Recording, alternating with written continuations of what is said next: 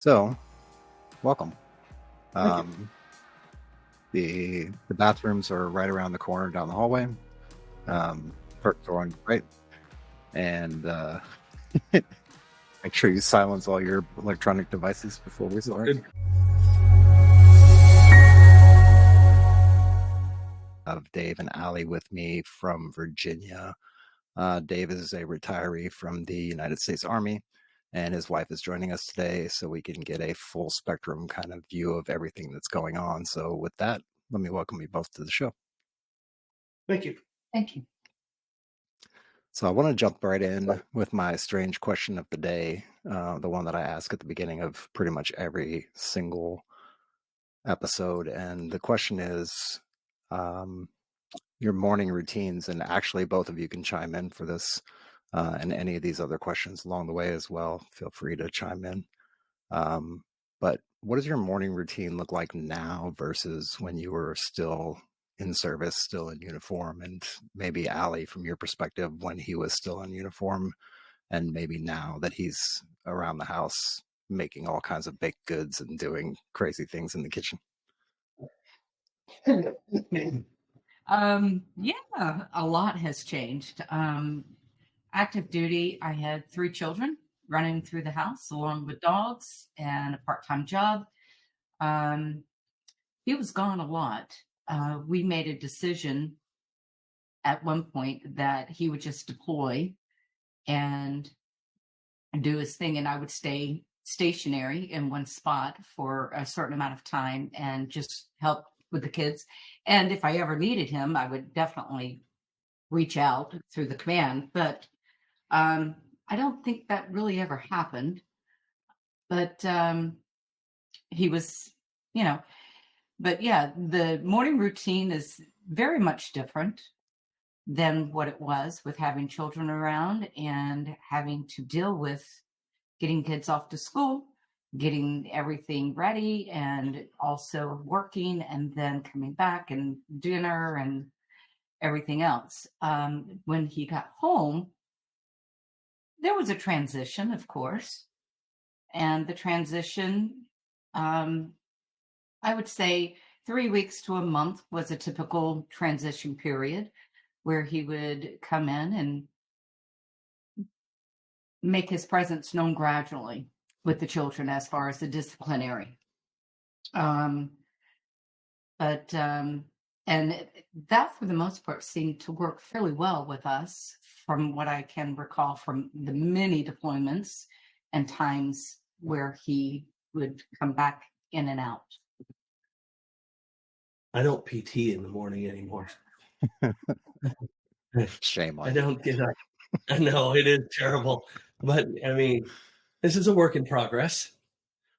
Yeah, it's interesting. I had this impression that after I retired, I'd be able to sleep in, go to work at a normal hour. No, no, not a bit. I still snap open at between 4 and 4:30. Brain turns on. Um, and it's just something I've come to accept. But rather than, I mean, for me, the big difference is rather than getting the uniform on and going to a formation or doing PT or whatever, it's get my stuff together, grab my lunch if I'm going to have something to take with me, and then head to the office. I make my coffee there. Of course, that's not too much different. I made my coffee at the office uh, for the military too, so. Yeah, get in the car and go. Avoid the Devil's Highway during large rush hour, and go to work. I'm in before everybody else, which is nice. I get a lot of work done before then, but I honestly can't, other than the doing the whole formation and doing organized PT and then going to chow and that's whole thing. That's changed. That's the only part of it that's really changed. Other than that, it's get up, have the black nectar of life, and get to work. Yeah, speaking of Black Nectar of Life, I just want to interject real quick and find out like what everybody's drinking because we're having a kind of a sipping session with our new format that we're doing here. So I've got red wine, which comes out of a plastic 2-liter jar, thing that you buy. It's typical Sicilian, typical Italian. Italians don't drink that fancy crap, so they just drink wine out of a plastic bottle. That's what we do. What are you guys sipping on over there? She is having a apparition from the winery at LaGrange, which is a local winery here in Northern Virginia, and I am drinking some Kentucky Gold. This is Rabbit Hole Bourbon with Ooh, Chill Rocks, no ice. I Cheers. haven't had that one yet. Cheers. Mm. Good. So now we know at the end of this interview, we might be a little bit saucy. So that's good. What I want to do is jump back all the way back to before you actually got in the military. And I want to try to figure out if you can place us in the time, maybe the place, the year, the physical location of where you were, the mental state of where you were before you jumped into the military, and what was kind of the trigger, the turning point that gave you the push to then sign the papers and go sign up and do your thing. Okay. So about halfway through my sophomore year in high school, I knew that school was not a place for me. I'm not built to sit in a classroom for long periods of time. Formulated instruction only works for short periods with me. So it just, I knew I wasn't going to go to college. It was college wasn't an interest to me. I wanted at first, before anything, I wanted to be an airline pilot, and so I looked kind of into what that would take. But at some point, I drifted off from that, and I got to thinking, you know what?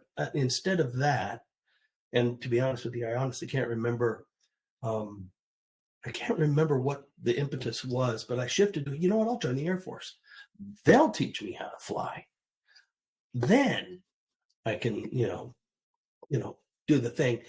And I went to the Air Force, and they said no, for an interesting reason, which was like a condition, a skin condition. And so the next place I went was the Navy. Mhm. And they said, well, you want to join the Navy? And I said, well, yeah. They said, do you have the skin condition? And I went, no. And they went, right. And so I joined the Navy. So I spent the first half of my career as an active duty sailor. I made Chief Petty Officer in about 9.5 years. And in 2000, just before 2000, just at 2000, that's when I shifted over. But going back, so that was the thing. I thought, the military would be a good place for me. I'm not going to have to sit in a whole bunch of school. I'm not going to have to go to school for 2, 3, 4 years to get a low-paying job. I can go straight into the low-paying job, but also have a place to live, have food, and I thought it would be a pretty good deal. So none of the services at that point would let me fly because of this. So I wound up picking a job which had the second longest school in the Navy. Go figure. The irony ran thick, but I loved it. I loved what I did, and it was very rewarding. I learned a lot. It was what got me started down the path of my current career. So I'm quite pleased about it. But yeah, it was absolutely born out of a lack of desire to spend a ton of money going to college when I knew myself that this was not going to be something I would enjoy or be good at, because sitting in the classroom, I'm like, I get bored quickly, and then that's always a problem. Shiny red aluminum squirrels. Yeah, you're not wrong. I've had plenty of senior people find out what happens when Dave gets bored, and amazingly enough, I've never been to Captain's Math or an Article 15, so So with that, I think I have to ask I guess the next logical question is, Do you have any recollection of MRE bombs? And if so, how many have you set off in your career? Never did an MRE bomb. I heard about them, but I never did an MRE bomb. The closest I got to that sort of silliness was one of my shipmates and I were having a water gun fight in the Persian Gulf in the engine room. And yeah, and I heard the door at the forward port side of the engine room go shut, and I figured he was coming around to the aft door of the engine room. So I went up there, and the aft door opened, and I snapped around the corner, and I shot the senior chief petty officer coming in with the CO, chief engineer, the CO, and the admiral in tow to look at the engine room. Nice. Yeah. And at what point did you two actually meet? Like, what point in your career? I was assigned to the pre-commissioning unit Chancellorsville. Guided Missile Cruiser 62 was being constructed in Pascagoula, Mississippi. And Pascagoula is a wonderful place with a plethora of smells. There's not Chevrolet. What is it? What's the? Oh boy, I'm the gas company that begins with CH. Chevron. Anyways, Chevron. That's the one. Yeah, there's a Chevron gas plant. There's a cat food plant and a fertilizer plant. And if the wind blows just right. But anyways, I was stationed there, and I was assigned to the engineering department for my job. And my senior chief was married to her cousin. Oh. And that was oh my gosh, you have to meet my cousin situation. Plot twist. Plot twist. Yeah. And so she set us up on an introductory get together, going to play games, which was really a good time. I brought my girlfriend of the time with me. So that's how clueless I am, or was, or am. Yeah, am. Yeah. And we played a game, which, because of the way I play games, this woman next to me looked at her cousin and said, "What in the world were you thinking, trying to put me together with this booger-eating moron?" So yeah, it was not a good first meeting. Not at all. But that was 1989. 89. Okay. Yeah. And still kicking, still going. Oh, Well, she tries to kick, but I'm a little bit faster than I used to be, so I get out of the way. he's being really funny right now. He can't run that fast. I mean, she's not wrong.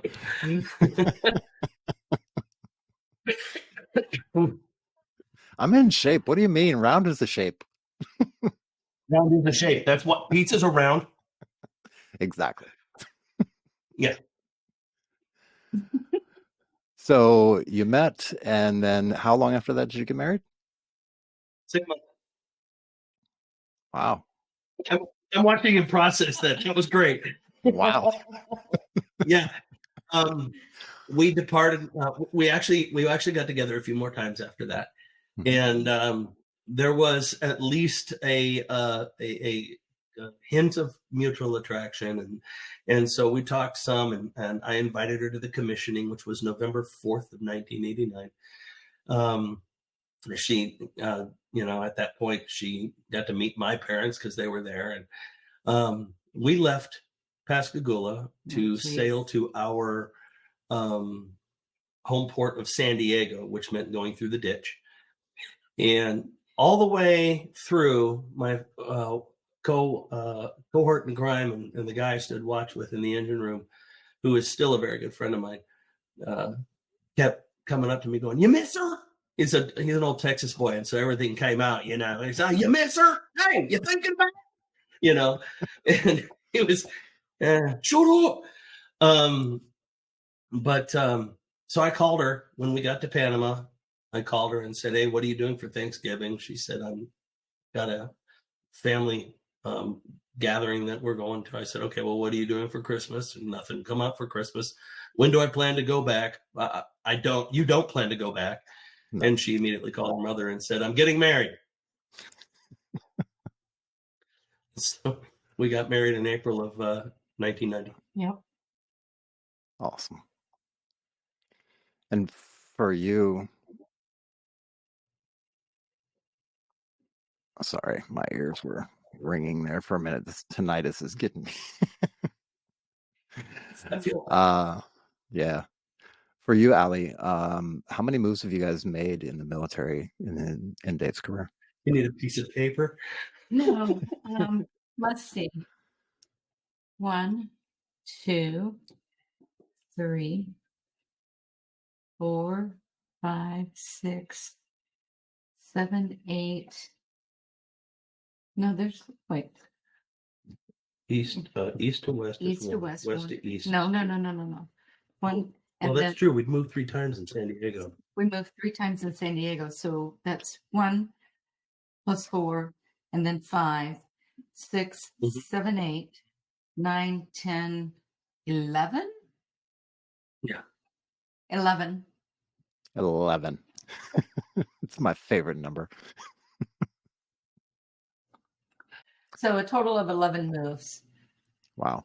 And that's because we chose to stay in Maine for 18 years versus picking up and moving the kids out and transitioning them in and out of schools. Mhm. So we just ended up in Maine for 18. And that was by virtue you were able to stay there for that long because of Well, that's going back to what we had talked about before. He and I had decided that stability for the children, and then him deploying and me taking care of the children. So he got stationed in Norfolk. Yeah, my last command in the Navy was on USS Mahan DDG 72. She was constructed in Bath, Maine. Mhm. And it was at that point that we made the decision that I would get out of the Navy. And that was at 14 years. And so why leave? We're going to stay here in Bath. We like it in Bath. And so it just made sense. And I would go home, about once a month or so, sometimes once every other month. Yeah. I'd go home for a long weekend. Yeah. But yeah, she stayed put. So we didn't have some of those moves that would have been involved with, staying that much longer. Yeah, there probably would have been 1 or 2 additional moves to definitely. the 11. Yeah. Yeah. Got it. Oh, And was that able to help as far as stability with your job stuff as well, Allie? Or Oh, yeah, absolutely. With my job, I mean, I was working part-time because of the children, and Mhm. you have to, do what you have to do. But it entitled me to work with that particular company for 20 years. Right. So it was worth it. Yeah, that's one thing, and I'm actually starting to dig into that with a couple of interviews that I've got set up coming forward in the future, but digging into how from the wife or the husband's side of the perspective, the spouse of the military member's perspective of as far as jobs, as far as employment and the moves and the stress that it puts on you, including adding, children to the mix and pets to the mix and all that. Like that's an interesting perspective that you guys took to stay put, do the geo bachelor kind of thing, and it's worked out obviously. So Yeah. Yeah, it wasn't. There were stressful times, of course, because she had to deal with things with the kids that I wasn't there able to help her with. Yeah, I know exactly what you just thought. But overall, it was a short period of time. I mean, it was not. I left Bath.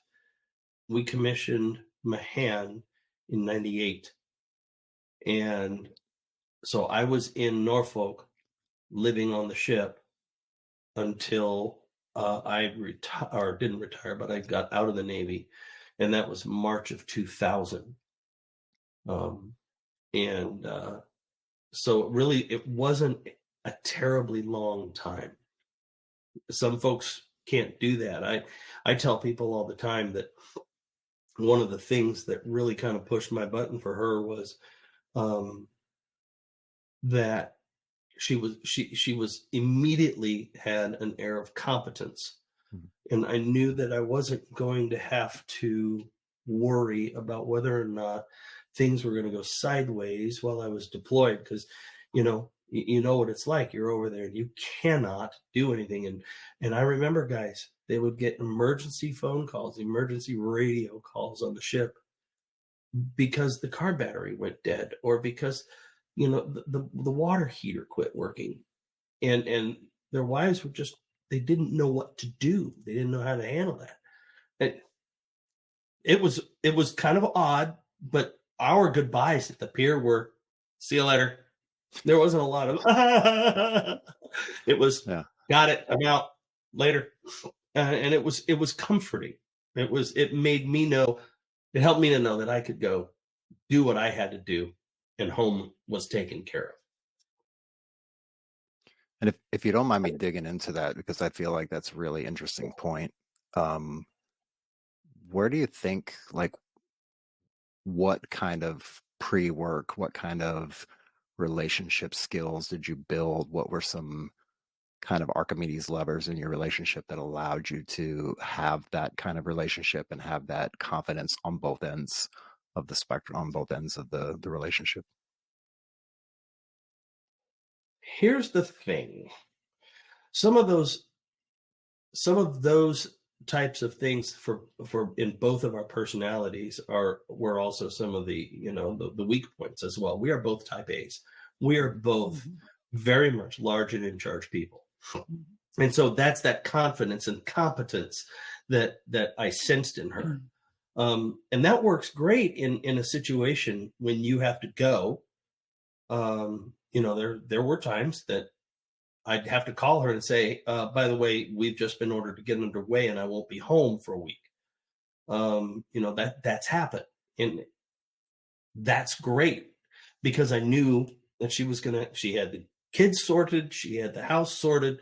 She handled the bills. Well, I didn't touch money. I did the typical, here's all my money, can I have some back situation, uh, when we were younger. But yeah, I think that a large part of it is her and my comfort level in knowing that I wasn't going to have to stress about what was going on at home.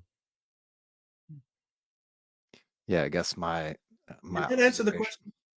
Yeah, totally. Yeah. No, I was just my observation of it, of what you just described, is kind of like metal sharpening metal, and also um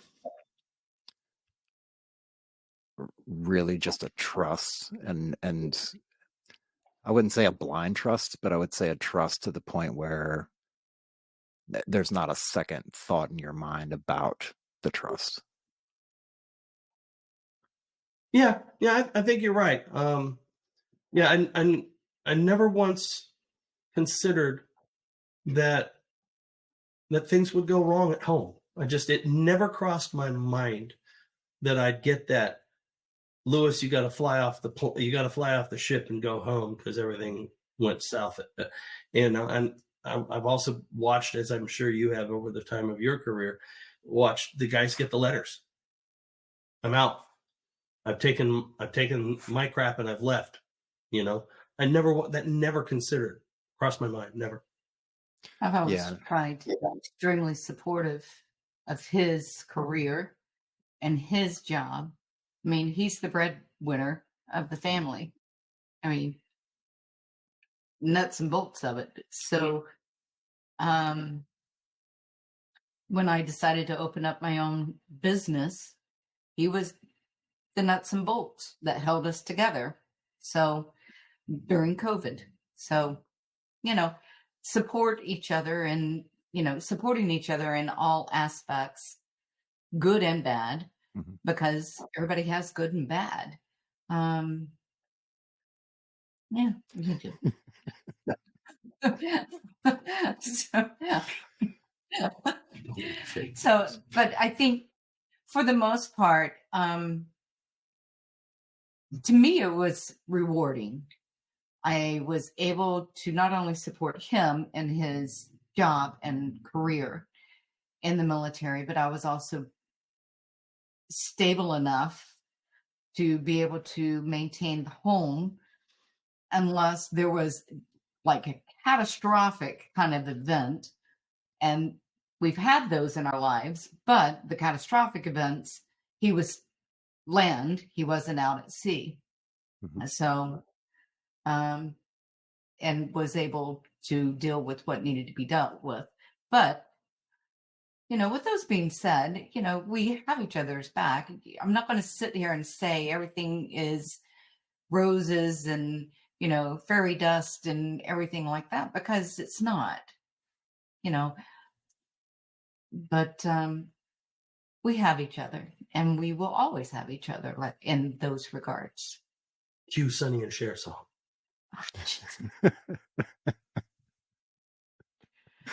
I'll throw that in into the edit.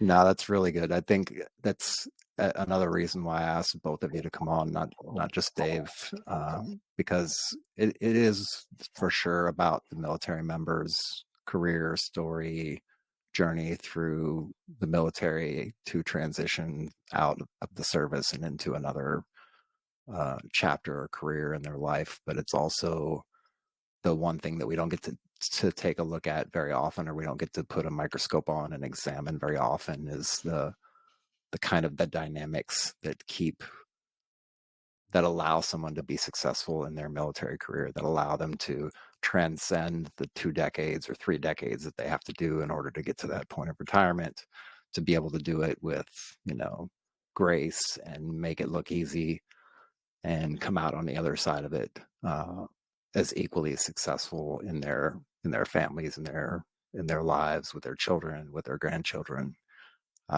That's one thing that we don't get to look at very often. So that's why I'm really, really happy to do this together with you guys.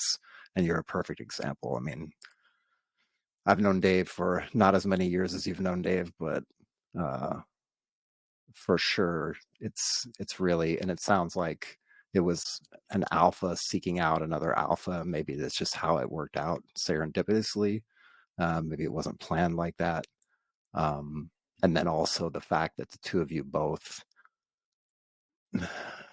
we all have alpha egos if we're alpha people, but I think the alphas that are the most prevalent are the ones who have the egos, who also understand that they can put their ego to the side for the greater good. And I think that's the example that I see the two of you. That's interesting that you bring that Good way to up. put it. So I had to learn, being an alpha, I had to learn when he came home to step back and let him be head of home. And that took a transition, which is within that month time frame that I mentioned. It was a transition for sure. But I mean, I think we made it work. Well, and it's an interesting thing that you bring that up. The first transition did not go well. No. The first time I came home was poorly executed, because I came in, I'm in charge. And I didn't give her or the kids an opportunity for me to settle in. And it was a significant amount of friction. And we had to talk about that as time went by. And then, of course, as we went to the next iteration, my next deployment, I can clearly remembering her saying, "Look, when you come back, I don't want to repeat of last time. We can't do that." And fortunately, at that particular time, the Navy had started to getting its act together with respect to preparing sailors to come home. And so they actually started bringing folks on board to think of it as kind of like a precursor to the TAP program we see, where they brought people on board. We were about, a month out, 3 weeks out, I guess. And they said, "You're about ready to go home. Just remember, all of this stuff, it has gone on. don't forget that their lives have continued while your life stopped there. You can't go in and just pick things right back up. You have to sit back and observe changes. You have to sit back and observe dynamics in your family that you're reintegrating with. And it was a really kind of a truth bomb thought process for me to go, oh, I never considered that. And so that was extremely helpful. Our second one, I think, went a lot better. And of course, then as in any young marriage, our communication skills weren't the greatest to begin with, but as those communication skills got better, and as that trust level really strengthened and solidified, we were able to really kind of maneuver that particular rocky road pretty well. And even you could see the reflection of that in the kids. They were more at ease. They were more relaxed about it. Yeah, good. I mean, they're gonna follow the example of the actions, not necessarily the words, right? So if you two are calm and collected and talking like adults, whatever that word means anymore. I looked it up once. It looks confusing. Yeah, it's too many sidebars on that word adult. But yeah. But here we are, almost 34 years of marriage. Yeah, exactly. And that's what fascinates me the most. And it's not like you guys are some anomaly of life that, you've been together so long, but it's just a very interesting dynamic with the two of you and how you've navigated all of this time in the military and together and through moves all across the country, everywhere else. And then coming to the point where you settled into a kind of a groove where you understood, like, hey, you're going to do this. Hey, I'm going to do that. And hey, we're going to meet in the middle and come to some sort of compromise on really everything as much as possible. So I do want to figure out the transition from the Navy. So you said you got out after 16 years, and then what happened after that point? So 14 years. I was in the Navy for, I was in the Navy for, actually, I mean, it was 14 years, but my DD-214 from the Navy is 13 years, 11 months, 27 days, or something like that. I tried so hard. I talked to my recruiter. I wanted to join on April 1st so badly because I wanted my parents to be really questioning it until I raised my hand. But he couldn't get me there. We had to do it April 2nd. So anyways, I was discharged March 30th. So I wanted to go into the Navy Reserve. And like I said, I was a chief petty officer. And they said, we can take you in the reserves, but not as a chief. We'll have to make you an E6. And I went, no, I'm not taking off the anchors. I worked hard for these anchors. I'm going to keep them. So they didn't have a place for me. So I was rudderless. Huh? Rudderless. Okay. So I was out for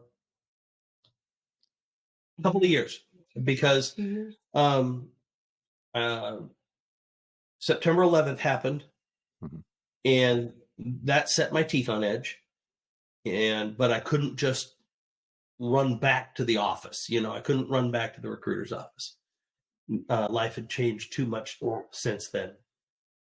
But I got a call from an Army Reserve recruiter, and I won't bore you with the huge details.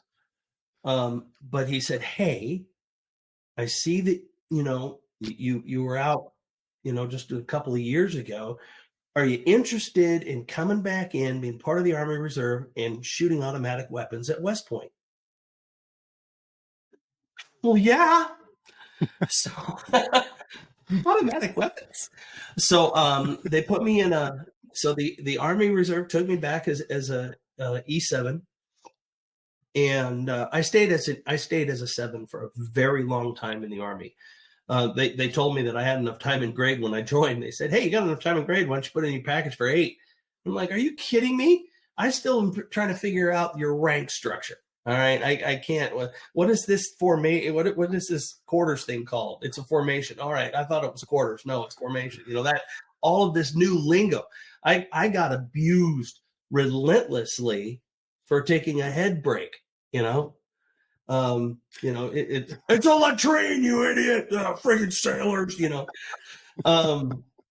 So in 2002, in August of 2002, I joined my first unit, the 3rd of the 304th, out of Lewiston, Maine, and our mission was to support basic cadet training at West Point every summer. So the plebes would come in and they would do their 4, 5, 6 weeks of basic, whatever it was, and our part was rifle marksmanship, hand grenade range. So there's one I'm space camping on right now, and so that was cool. Then somebody figured out I knew how to use. Oh, this was the other thing. They couldn't figure out what to do to give me a MOS, and I said, "Well, I'm a gas turbine tech. Don't you? You have gas turbines in the tanks?" And they said, "Totally different animal, and this isn't the type of unit that has tank mechanics." So they made me a truck driver.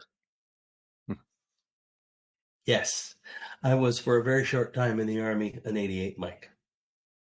And actually, after I got About that long. yeah, after I got qualified as an 88 Mike, I did start panicking because all of that was when everything was just going completely haywire, and they were the convoys and everything. I kept saying to myself, man, they're just going to yank me out of my unit. They're going to send me over there, and I'm going to have to drive a truck.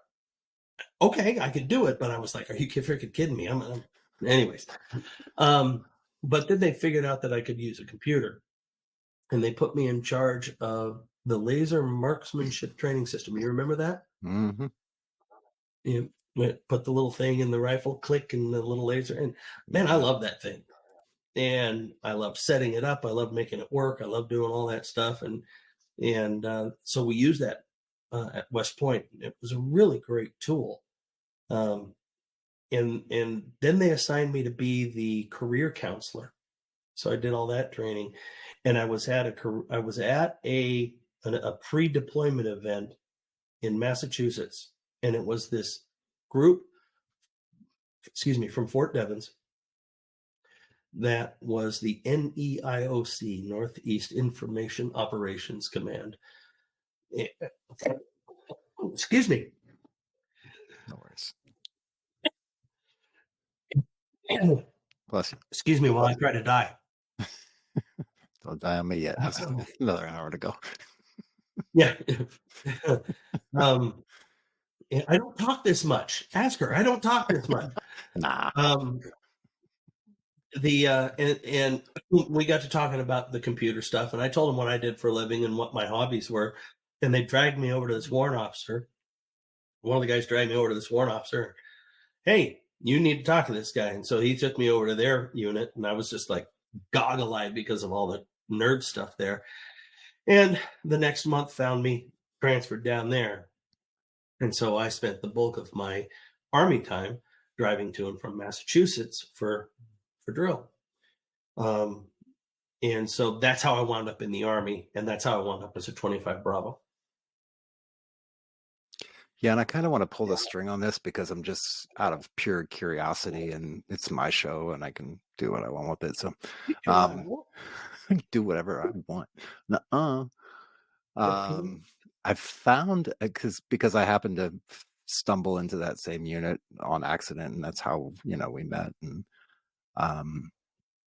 I've come across so many people that were former 88 Mikes that then became these cyber combatant people in the military, at least from that any IOC, any CPC perspective.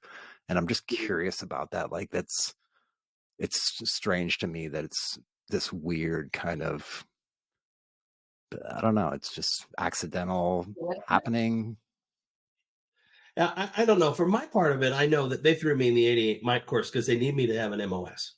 Hmm. And I told him I was not going to get a paper pusher's MOS. I was not going to get any of the administrative MOSs. I wasn't going to do it because if they put me behind a desk, it would have just ended my time. I'd have left.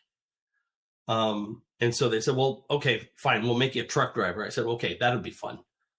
It wasn't like I was going to do it anyways, because like I said, the unit was all about training at West Point. And in fact, I really enjoyed the unit and I love the people there. Loved them. Still in contact with a few of them to this day. I have some absolutely fantastic memories of that unit. Unfortunately, we sat around a lot of time on the bleachers going, and I got bored. And like I've said before, bored Dave is a bad idea. And so that's why I kind of started looking around. I told her at one point, somebody had offered to let me become an Army Reserve recruiter or something. Was it a recruiter or just the career counselor? But they were going to let me have my own car, which I thought was really nice. Oh, that was the recruiter thing. That was the recruiter thing. She was like, but that's yeah, admin. But yeah, so that's the way it was for me, and it was a placeholder. It was because the unit was MOS non-specific, and one or two of the other guys. Sidebar: can we mention other folks' names? Oh yeah, absolutely. Okay, Glenn was a truck driver. Mm-hmm. You remember he drove, and well, Jed was a medic, but I don't know of any other truck drivers other than Glenn. Yeah, there were a couple other, and Glenn's actually been on the podcast before. I don't know if we dug into his 88 mic career part of it, but I don't remember. It was a while ago. But there was a couple other people, and right now I'm totally blanking on the names, and it's probably the wine talking at this point. So but yeah, I just found that odd. I found it strange that there was a handful of 88 mics in this unit. And I had the same response that you had when I walked into that unit the very first time. I was just blown away. Like everybody from the E1 all the way up to the lieutenant colonel, just super nerds, super smart. Everybody in the room was smart. And for me, that was one of those experiences in the military where it was like, I did not know that there were places like this that existed where every single person in the room is smarter than everybody else. Right. So, yeah. Regular basis. I love it. I love being. Yeah, go ahead. If I can toss in just a little side note, that command was one of his best commands. Individuals still to this day are so supportive in so many different ways, and best command ever. At least with the Army. The Navy, we have our network of Navy individuals that we are still friends with today. Yeah, the Chancellorsville, but that was a good command. Best command, hands down, ever. Yeah, I'll second that. I mean, that's a big shout out to the Northeast Cyber Protection Center. All of you out there, every single one of you, from the grumpiest warrant officers to I know what you're talking about. to everybody. I'm talking about myself. Yeah, it was a great place, and it's funny how that camaraderie kind of just builds. Not just in that command. I would say I've experienced it in other places, but for sure that command was one of the best commands I've ever worked for, and probably ever will work for in the government. Period. Also being the precursor to what is now, currently cyber command and things like that, right? They kind of help build that arm of the military. So with that, let me just kind of dive into two things. One thing will be, one of the things that you or both of you potentially miss about still being in uniform, like still having access to active duty, still being around active duty or reserve military folks and installations? Anything you miss about that? You first. My answer will be longer, I'm sure. I yeah, I really don't miss. This is me being cold. Well, I sent him on dive trips. So, but I mean, yeah, outside of just go get away. But no, I really personally, I don't miss anything per se, because we're still in contact with a lot of individuals that, I mean, it's just like being in the unit still, even though you're not in the union. It's everybody's still chit chatting back and forth and doing things together and randomly. So it's like you're still together, but you're not still together. I miss, I will say this, for the first couple of years I was out, I missed it a lot. A lot. I mean, and then I got to thinking, of course, I could be confusing it with Stockholm syndrome. But you get to meet this amazing thin little cross section off the top of America when you're in the military, and you get to meet people from these other cultures and these other lines of thinking, and the way that they were raised differently, and you get to kind of absorb all of that. I would say one of the biggest things I miss is the color blindness. I hate the corporate culture of having to be so sensitive about the way you say something, because in the military, personally, I never grew up seeing melanin. I just didn't. It was you were another human being, and if we got on, great. If we didn't get on, then we avoided each other type situation. But in the corporate culture of having to be sensitive to saying certain things for fear of being called the nasty R word, or some of the thought processes that are out there. I miss that. I don't like having to tiptoe around. I just, you get to know people, and you get to know how they think, but I think it's on a different level because you're not out there doing the stuff we did as in the military. I miss the sense of camaraderie, the brotherhood, the sisterhood that you get with people. I have some folks at work that one of them is a Marine and the other one is former Army. And then we have our token Air Force guy. We still give him dolls to play with, so it's okay. But, we stand apart because of our military connections from the rest of the team. And so I kind of still have a little bit of that, but I really do.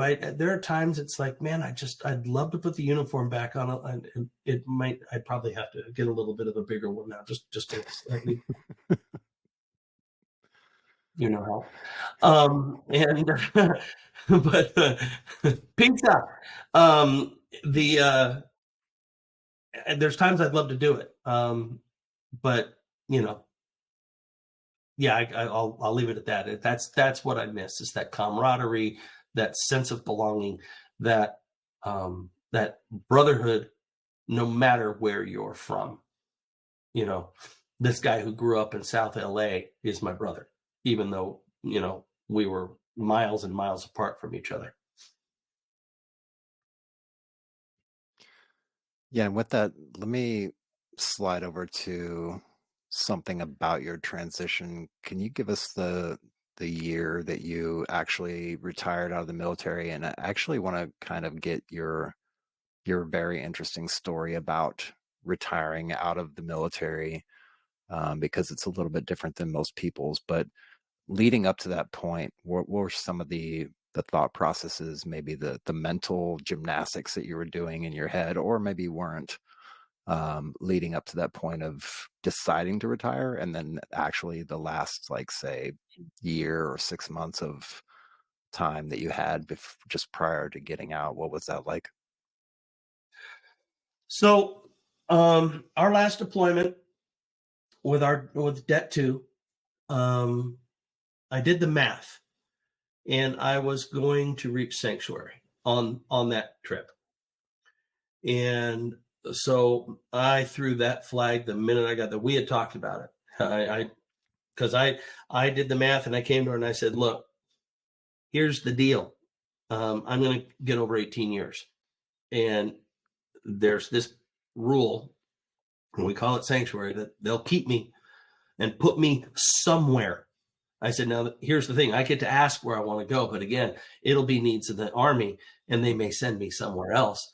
But are you ready to stay put? And we'll do the geo batch thing again. She said, yes, get out.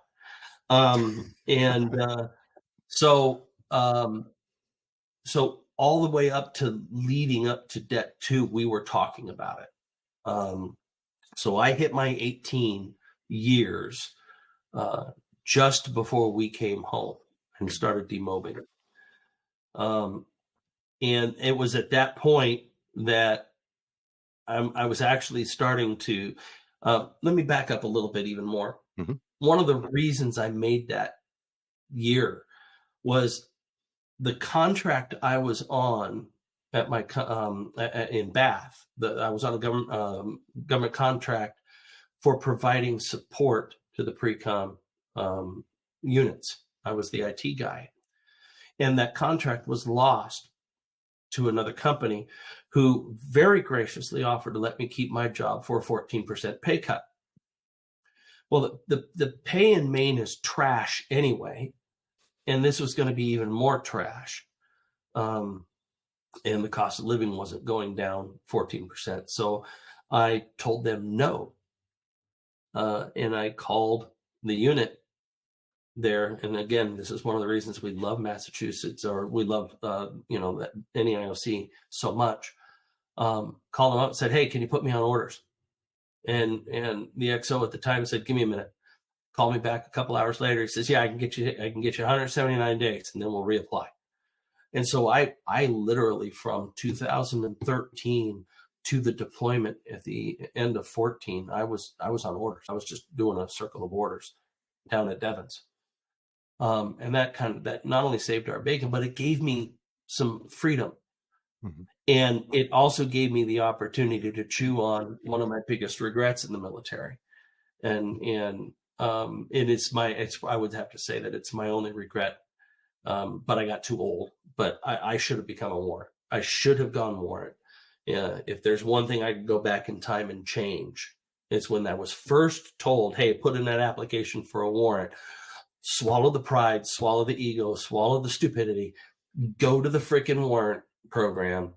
And it would have changed my trajectory a little bit. But I was still at that point. I was like, what if I try to go warrant now? Well, I'm old and fat. Ugh, I don't know. And so I just wound up getting my set of orders. So back to, we were at Fort Bliss doing our demob, put in the paperwork, and they said, where do you want to work? And I said, well, number one preference would be Belvoir. Number two would be Pentagon. Number three would be Pentagon. No, I didn't say Pentagon. I can't think the of five-sided building. Huh? The other little base that's right next to the Pentagon where the old guard is. I can't think of the name of the base right now. But basically, right within here, we lived in Fairfax, and so I got the Pentagon, and I wound up getting a job at the office of the assistant, the assistant, the Army. I've got brain freeze. Secretary and the assistant secretary of the army, assistant secretary of the secretary of the army. Only brain cramping. Anyway, and I was actually doing Radar's job, delivering mail. Hmm. It was a little frustrating for me. Throwing in this, his unit, Administrative assistant to the secretary of the army. See, I knew I'd get it. his unit from Devon's sent him Radar's hat because they knew where he was at. That was not the unit. Oh, That was Ginger Williams. that was Ginger. Marcus's- That was Ginger. But she gave me that freaking hat. Radar's hat. There you go. Send him that. Making fun of him. Yeah, but I got to work in the Pentagon, and it was really freaking cool. And then just prior to the 2020 election, 2020 election. Did you hear what I just said? Yeah.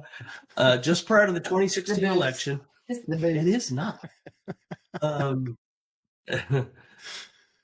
They figured out that I knew how to use a computer, and they asked me to do a little bit of something with a Microsoft product, and I was like, okay. And I immediately got moved to the front office, and so that was cool. Working right across the passageway from the Secretary of the Army's office and the Administrative Assistant's office, working with the transition team. And that day in the Pentagon was one of the funniest days I've ever encountered, because the entire building was convinced that Hillary was going to win that election. And so everybody came in. I would have to say 95% of the people in that building were shell-shocked when they came in the next day. But that transition, that part of the transition, that was a neat experience to go out and be in that particular hub of activity. What an insane place to work.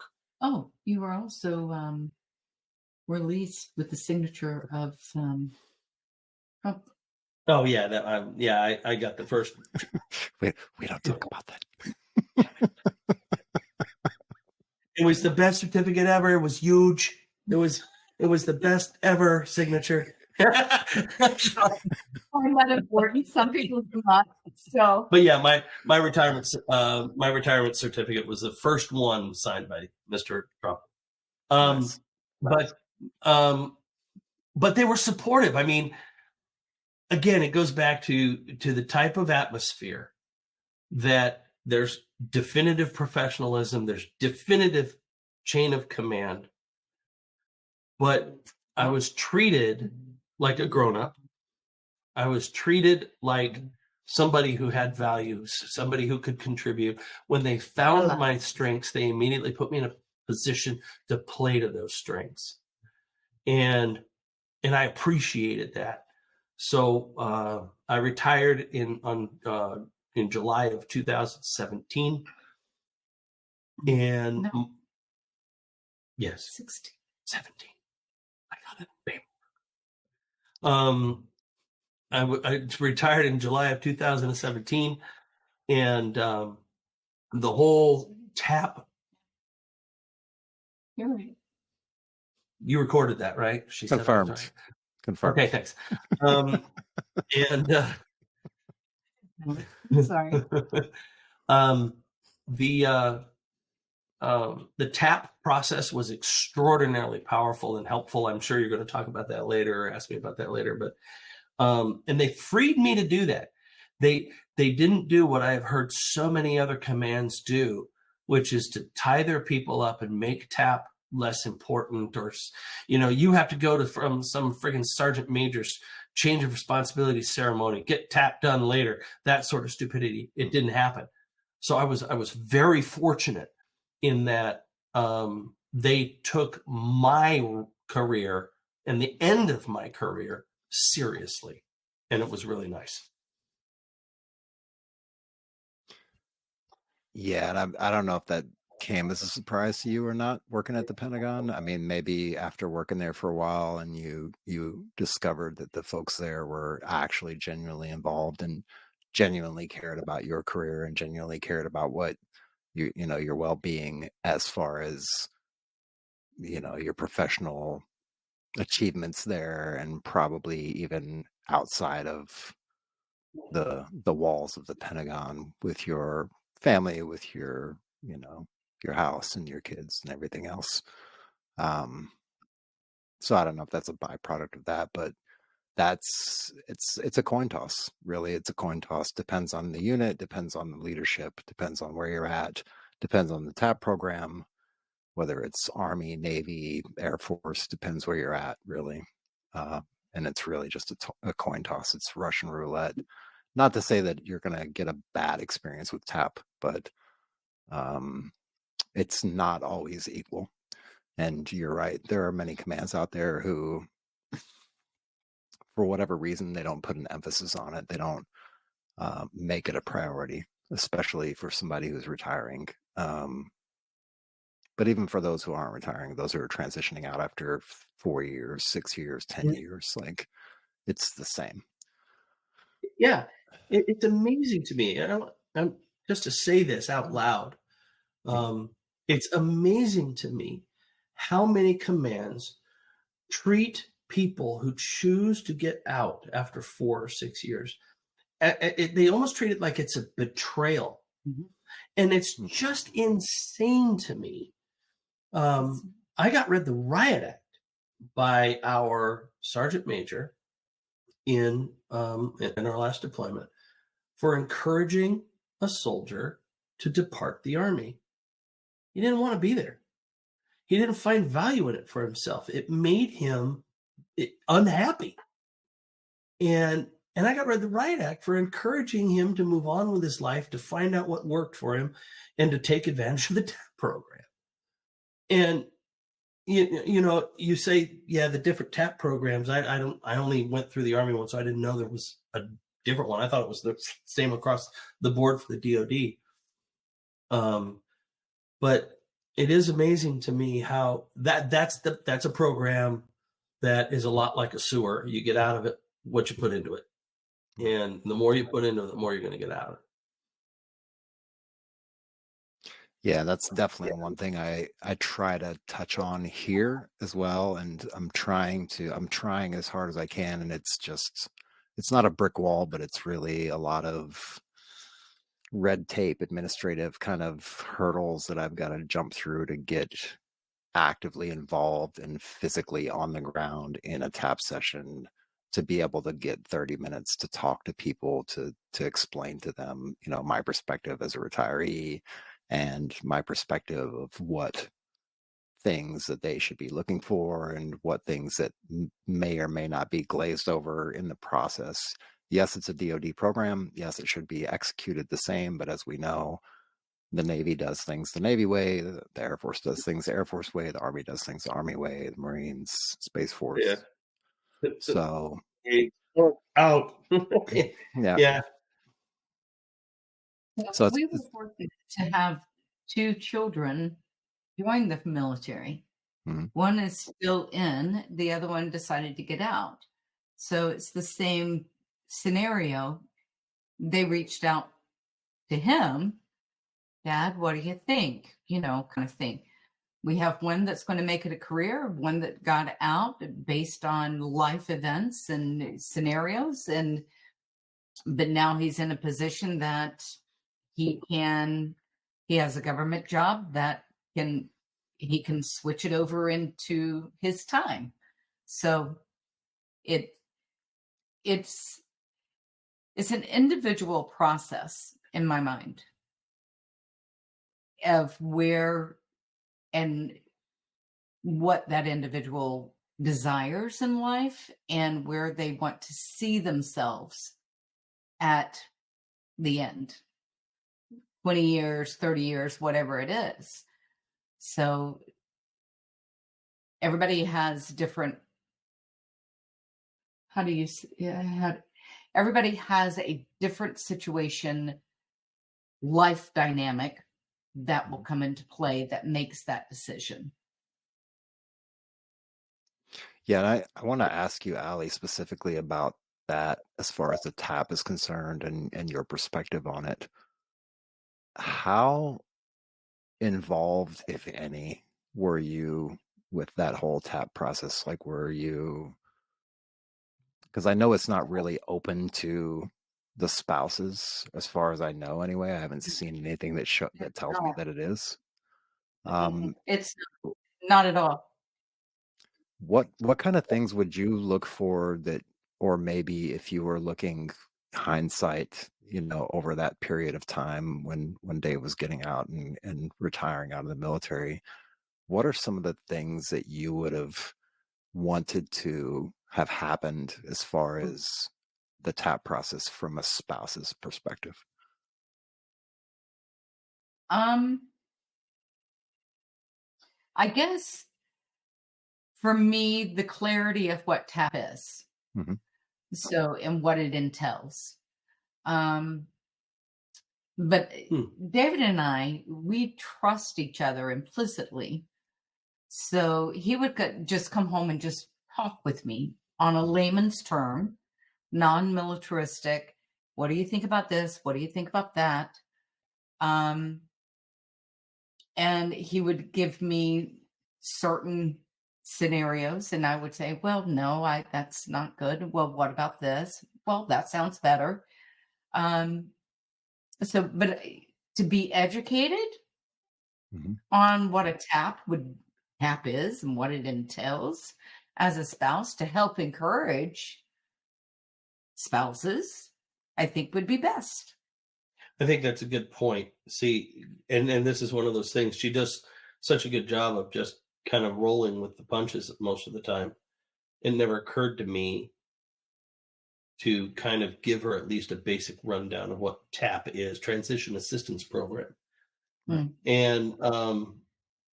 and maybe encouraging retirees, if you're getting ready to retire, if you are in that, beginning that process, or even just getting out, and you have a spouse, significant other, somebody who has partnered with you, listen, explain this to your partner In detail. excuse me, and Yes. help them to understand what you're doing now, because they deserve to have input into the decision process. And I gave her the input. I have to. Number one, this is something that we agreed on. We're partners in this. We are doing this whole life thing together, and so I desire and need her input for what's coming down the pipe. But I obviously, as you can see, I didn't do an effective job at explaining to her what I was doing at that time, but lead me to saying, let's talk about these things. So that's a good point. I'm going to go turn on some other lights. It's getting real dark in here and this thing's glaring. Okay. So, but all in all, Dave, he explains things very, very well in a terminology that I can understand, being non-military, even though I'm a military wife. Hmm. So going into that, I would probably have to say the biggest issue that I would say is I did not feel in the past conversations that we've had, and this is probably an edit kind of thing, but anyhow, in the past, I did not feel any communication from any military spouses, the military support. With the Navy, it was the ombudsman. I don't know who was in charge with the Army, but Hmm. no communication, no reach out, no nothing. There was so you do feel like you're on your own as a spouse. Um, so in transitioning from military civilian, I think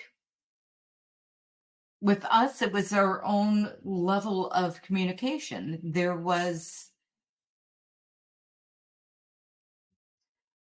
not a, I did not feel there was a resource, or I was not informed of a resource for certain things to expect upon a deployment in a hostile environment. Put it that way. Which left me, after gazillion years, kind of sideswiped. Mhm. And I think that needs an improvement with the military.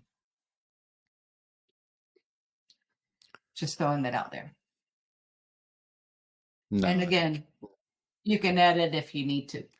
think well, whatever you guys feel like needs to come out is for sure I can take out, but I try to leave in as much as possible. So because I think it's all relevant and all important, and the point that you're making is exactly the point that I'm trying to get to and trying to understand and trying to bring light to, because I've realized myself over the course of my own career and talking to so many transitioning service members, so many retirees over the course of the last year and a half or 2 years or however long it's been. Um, there's really sort of a disconnect. And if folks don't have their communication skills honed or at least tuned in with one another between themselves the way you guys do, I feel like that creates a friction point that's not necessary, because I equate it to the thing where you'd mentioned, Dave, about coming back on the ship, and they had somebody come on the ship like about 30 days out before you got back to shore, and went through this whole kind of TAP sort of process of reintegration training or reintegration program or whatever you want to call it. But I think it's one and the same. And again, it depends on where you're at, what branch you're in, what duty station or naval station or wherever you happen to be. It depends on who's in charge there, what programs they have in place, and if they actually put emphasis on things like reintegration training for the whole entire family, like atomic unit, or is it just the military service member, or is it just like one or two briefings? I know the military tries to compensate on the back end of that with things like the Yellow Ribbon program, which is a great, great program.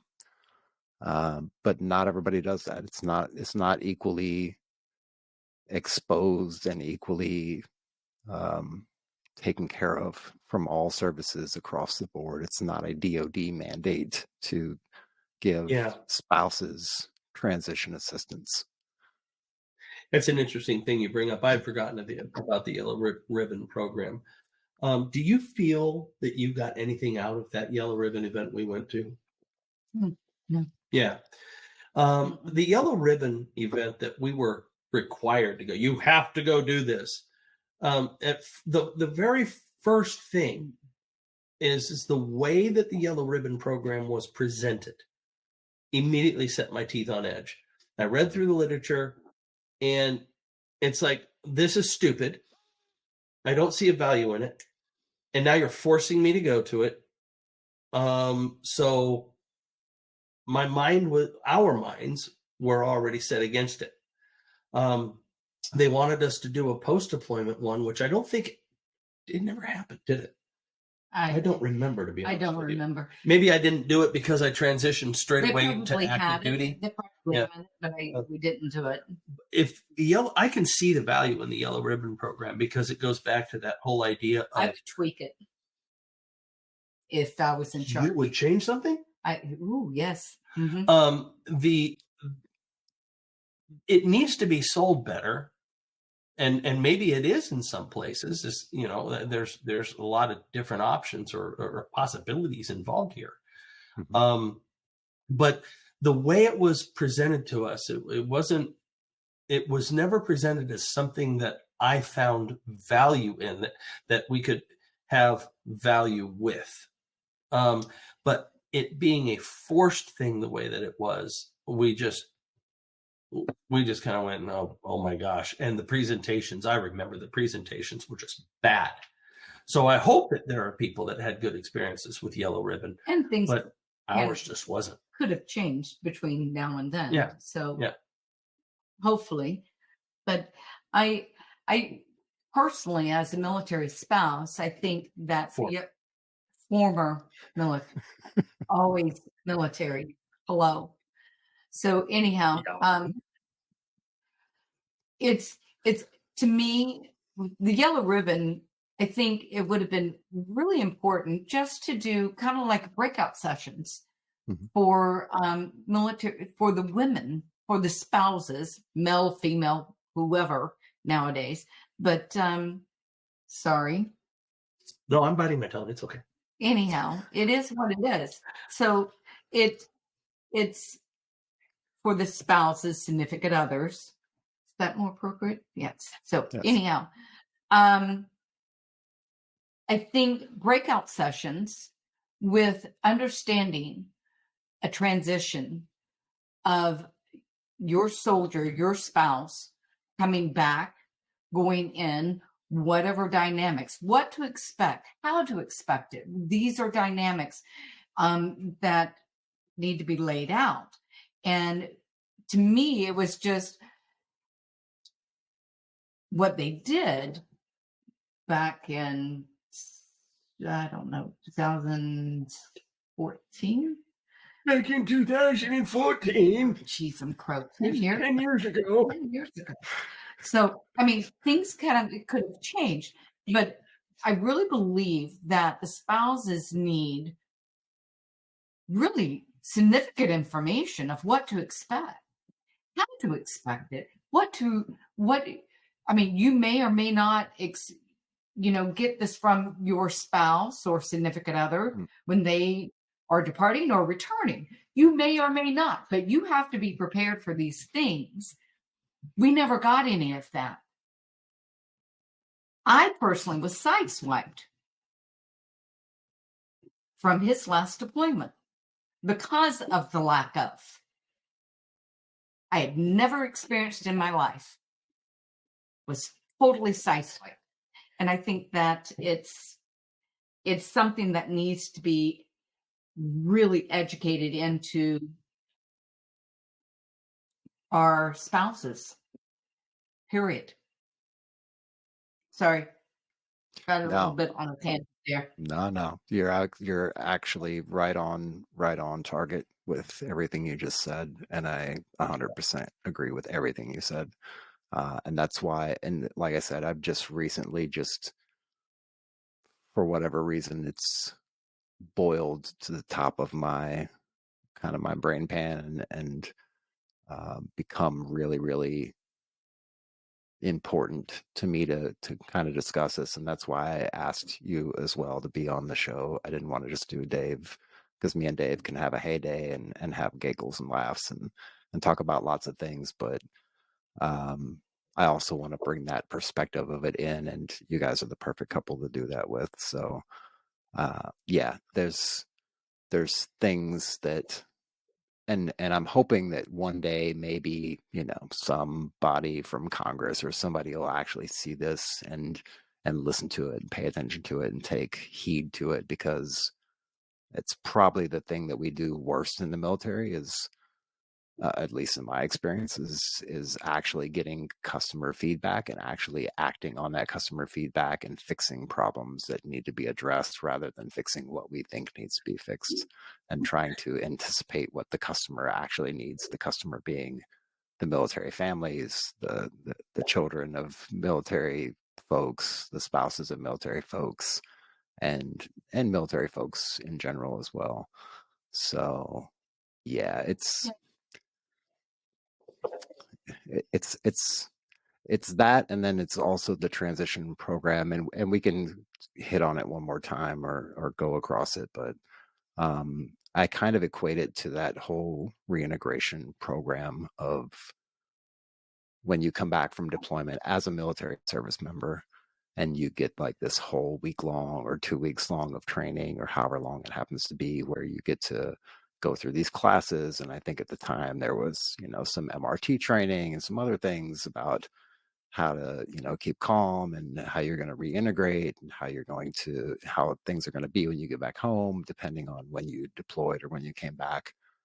And even like a PCS move, right? You get a sponsor on the ground who actually like kind of walks you to like, hey, here's the commissary and here's the medical clinic and here's the things that you need to know about Biloxi, Mississippi, and the places that you don't need to go, and the some of the norms and the things that happen around this area. And you just don't get that when you transition out of the military specifically. And one of those things happens to be the spouses being informed of what exactly is going on, because nowhere in the process did I ever see a spouse at anything on the base other than dropping off their military member to go to an appointment or dropping off their military member to go to a briefing. It's not there. And I think it's a little bit lopsided and unfair, and not just unfair to the spouse, but unfair to the family as a unit. Agreed. I would agree with that. Yeah. I remember dropping him off in Yeah. Jersey and just saying, see you later. I love you. Be safe, and not knowing anything, which I don't want to know half of anything, but I really don't. And honestly, that's what keeps me sane. Not knowing stuff. What? I saw the look. What? So anyhow, not knowing half, especially when he was in the service, not knowing what he was doing, actually kept my sanity in check. So there's a protocol of, you give just enough information kind of thing and move on. But I think that, we still do that to this day with his current job. So I don't need to know what he does. I don't want to know what he does. I don't know what he does. So, To be honest with you, I don't really know what I do either. so it's. Hey, I got paid today. Cool.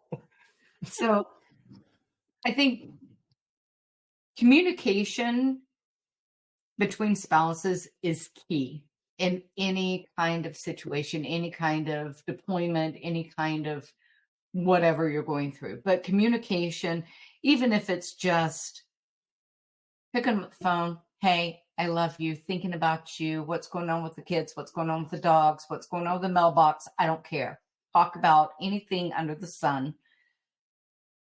But communication and making sure that communication is felt, that's key. As though you're still in that relationship during your whatever deployment. That is key. I surprised this one with the puppy one year, and he was not happy. But it happened because I needed the puppy in my life. So, but yes, that right there, I think, is vital. Even though a spouse can't communicate certain things of their job, they can still communicate as if they're on a first date. Yeah, I really like that a lot. Keeping things day one, pretty much. Yeah. I love that. Yeah, I try to do that myself, and it seems to actually work out pretty well when you do it that way, because you don't carry a lot of baggage into the next day and the next day and the next day. So, You got it. You got it. Let me shift gears a little bit and ask about your actual transition and going from wearing the uniform to putting on a suit and tie, or t-shirt, flip-flops, whatever it is that you wear to work. And how was that transition as far as the job hunting, putting together a resume, or did you even have to do any of that? Did you just kind of fall into a position where you left as Master Sergeant one day and you came back as Mr. GS 12 the next day? How did that work out? So I had a little practice. Being a reserve person for so long, I had a full-time gig up in Maine. And then, like I said earlier, dropping off of that and starting to wear the uniform through the deployment and then through my transition. The biggest challenge to me was the whole interview and sell yourself thing. I do better with show, don't tell. But that's not how interviews work. They want you to kind of sell yourself. They want you to do these ridiculous cover sheets, and then your 1 page of resume, which is now, by the way, they've kind of relaxed that, and I guess now 2 and 3 resumes, from what I'm seeing coming across my desk, are 2 and 3 page resumes are more the norm. Getting that into my mind. But for me, once one of the biggest tools that I was able to successfully utilize was the resume service during TAP, when they brought somebody in to go through your resume with you to help you do a clean resume, and then to teach you how to tailor your resume for the job market, or the job you're looking at, I should say. And then on top of that, how to translate military jargon into corp speak. Leading 15 troops through various combat operations, blah, blah, blah, translates into leading a small group of 15 individuals through challenging day-to-day things, blah, blah, blah, right? How to write it so Mr. Corporate gets it. That was probably one of the most valuable things of the TAP program for me. But I went to 2 events, one of which put me in touch with the 2 people that offered me jobs. One of them was with my former company, Northrop Grumman, and then another one was with another company that offered me actually wound up, both of them offered me a position for more up in Bethesda. And this is where you have to step back. You really, when you're in this, you have to not think a week from now, 2 weeks from now, a month from now. You have to think 5 years from now, if I'm still in this job. We all know that companies are no longer loyal to employees. They're loyal to stockholders. So you have to accept that. So you have to understand, okay, I'm going to get this job getting out of the military. They've offered me an amount of money that I can live with. And to anybody who's getting ready to get out, don't forget to include all of those non-tangibles that come with the military that you don't see, even though you're retiring, and you get the health care benefits. If you're not retiring, you don't necessarily get all of that. So these are these non-tangibles, the housing that you get but don't get if you're in housing, that money, right? You have to consider that when you're looking at money. But anyways, looking that far in advance, because what I did was I said, this looks like a cool job.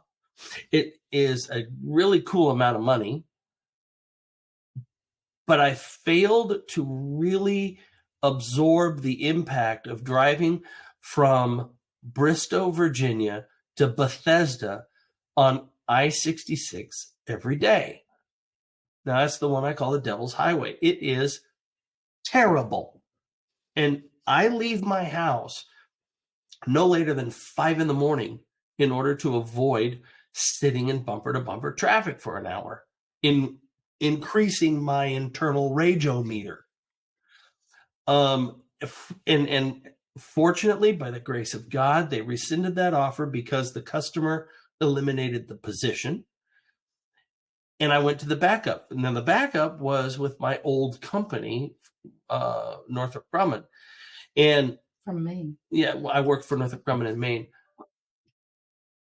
And I talked to the guy, and he said, man, I'd really like to have you come out. And I said, well, thanks very much. I got another job offer. I'm going to take that one. He said, listen, if anything happens, call me, please. I said, okay. We were on our way to Suffolk to visit our son and his wife when I got a call, and they said, yeah, look, we're going to have to rescind the offer because the customer eliminated the position. I was like, okay. So I immediately called that hiring manager and I said, so we still good? And he said, yeah. And the next week I was in and I had an interview and then immediately had an offer the next day. Mm-hmm.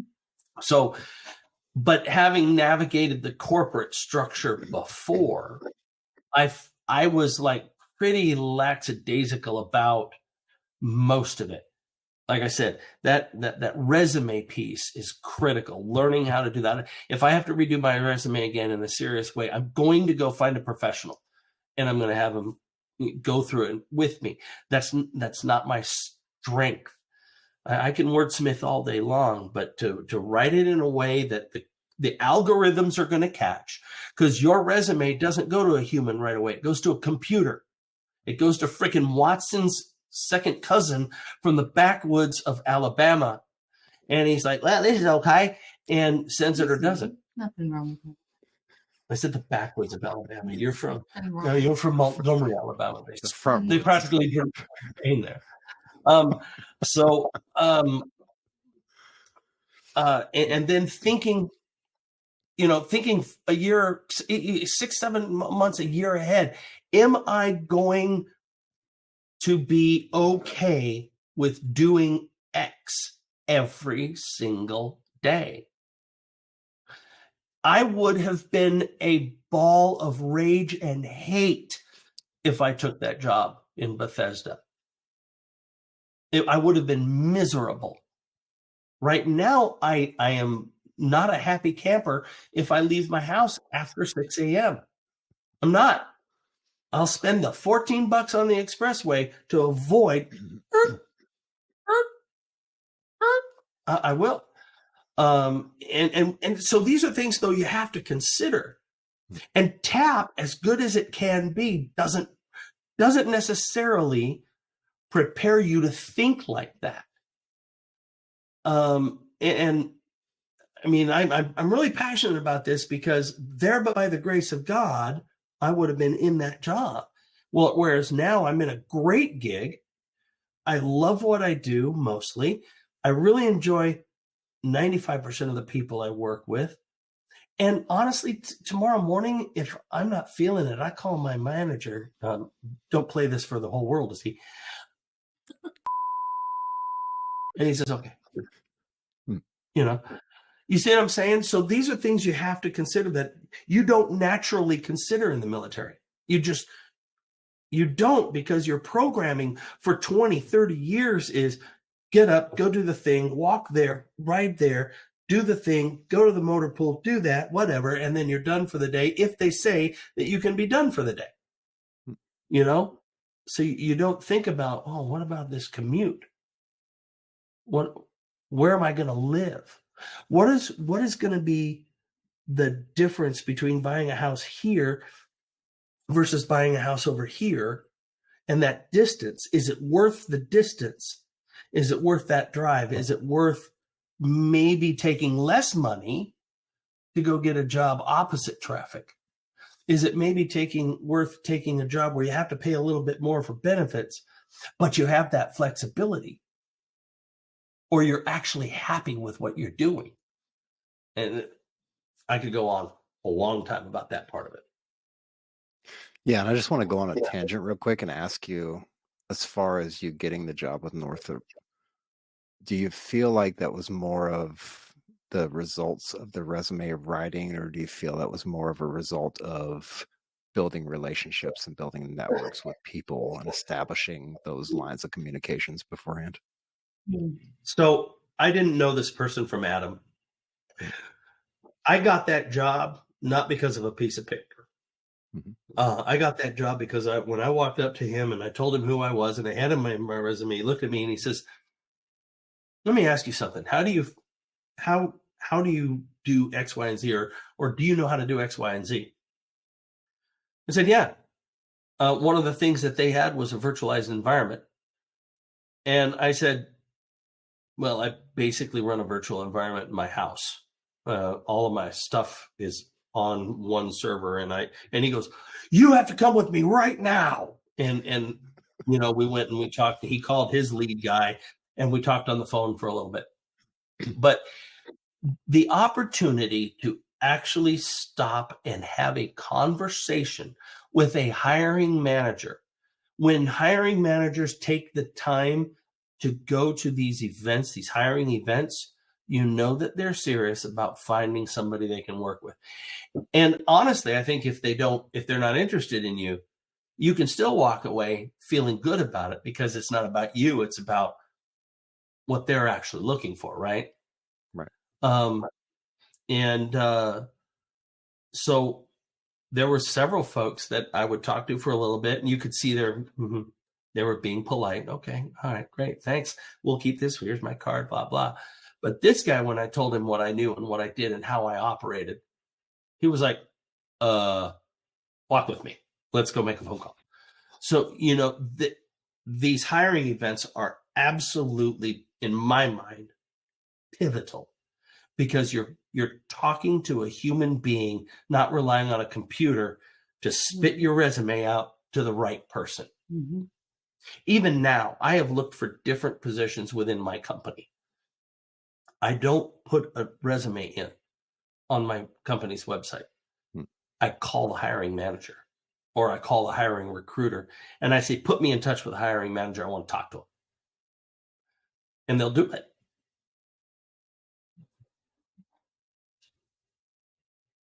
Would you say it's safe to say that it's probably even more imperative to try to spend as much time as you can, maybe even prior to getting out of uniform, trying to find some of these hiring events and trying to get in front of people who are at these hiring events Yeah. who are potentially hiring managers? Yeah, absolutely. When you know you're done, when you finally get that piece of paper that says this is your retirement date, Mhm. that's when you start planning ahead to go to the hiring events 4 or 5 months out. You may not find a job, Right. but and because a lot of times they're looking for somebody right now, right? But even then, if you've talked to somebody and you have their card, as you get closer, you can call that person and say, "Hey, remember we talked at X. What are you guys looking for anybody right now?" That's excellent. But yeah, absolutely. Make that effort. And when your command allows you, again, I consider myself very blessed in that my last couple of months, um, my command was like, "You know what? Just call us in the morning and let us know you're okay. And if we need you, we'll have you come in. Otherwise, get yourself ready to go." And if more commands did that, honestly, the exit process would be just so much more relaxed for people who are transitioning out. Well,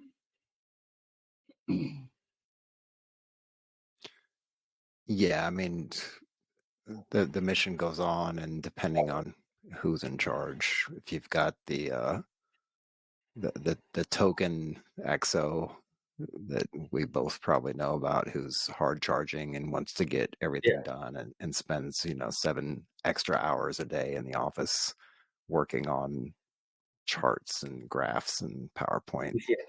Ranger stuff. Um, and there's nothing wrong with that. Yeah, there's nothing wrong with that. Like, be driven, but at the same time, you have to take care of your people, and taking care of your people in a lot of cases is just knowing who they are, knowing their motivations, knowing what they want to do. And that's one of the things that you mentioned, where you were like, you were able to spot that in one of the younger um, folks that was working with you, and you were like, hey, if you really feel like you're going to get out, maybe that's the right choice for you, because that's really what you want to do. And I think this one has something to say. yeah, go ahead. Quick question, Mhm. based on what you were just saying. Me. Yeah. Oh. If you have an individual that is short term, but they are in a position of full blown protective. Okay, they're in a mission. They're Mhm. in a full blown situation to where they cannot take the time Mhm. to do what you just said. Mhm. Um, what can the military do for those individuals? Mission comes first. Well, Yeah. I understand. But that's the answer. So the mission does come first, and that person may not have the opportunity I have, and I understand that. Hmm. But not everybody retires while they're full blown on mission. And a lot of people retire while they're here. They're stateside. They're in garrison, and they do have the ability to turn over. I got out of the Navy on deployment. I know you did. They forced me to go on the Yeah, deployment I instead know. of leaving behind. I know. But I turned over all of my stuff to not the chief replacing me, but to other people, and I had 2 weeks of downtime to get ready for my transition out of the Navy. So my question, I understand all of that. I understand all of that. My question is for the Navy personnel, the Army, Yep. Marines, The Air military. Force, the whole entire conglomerate. Right now, a lot of our units are in the Middle East, right? Not a lot. Some. Well, we've got a presence. So if you have an individual in wherever over there in the middle of the total conflict, they're not going to be able to take the time to do what you just suggested. Right. So what is a suggestion for those military personnel in their situation? Mission first. Take care of your people. Well, And I'm sorry, okay, but that's then the only answer. it's the answer. Yeah. But what's the secondary to help them prepare for transition? So if you don't mind me, I really like that you've asked the question that's on my teleprompter already, and kind of You have a teleprompter? lingering there. I have a teleprompter. I just let the cat out of the bag. Damn it. He's fancy. So this is the kind of thing, one of the motivators and one of the reasons why this podcast actually exists, is to kind of highlight this thing. And Dave, you may agree or disagree with me. I'll say a couple things about it. So one is, for an individual to rely on somebody else to take care of their career is pretty much absurd. And absurd in the way that nobody's going to take care of you as good as you're going to take care of yourself. Now, as far as the mission goes, I found myself doing that very thing. I work, but I did also set a boundary, and I said, look, as soon as this mission's completed, I'm going to hit the 6-month mark from being at my ETS date or my retirement date. And at that point, that's when Chief McConnell stops being Chief McConnell, and Chief McConnell is going to start being John again, or working towards that goal of becoming John. But one of the real like underpinning points of all of this is for people to understand that, yes, you can't foresee a deployment, you can't foresee operational tempo, which is what we're referring to when we say that the military unit has a mission and the mission becomes the priority, and sometimes it gets a little bit faster depending on conflicts within the world and geopolitical things that are happening in the globe. But one thing you can actually do is start to think about, if you're 15 years in the military, if you're even 20 years in the military and you haven't retired yet and you haven't thought about it yet, like that's something that you have to kind of foresee and do some prior planning for, not like going and getting your gear ready and like scrubbing your stuff down with a toothbrush, but mentally preparing yourself for the 5-year, milestone that you spoke of in the civilian sector, in the regular job, but also in the military, of having that forethought to look into the future a few years and say, look, at this point, this is where I'm going to actually think about retiring, even if I don't, and even if I stay for 5 more years or whatever.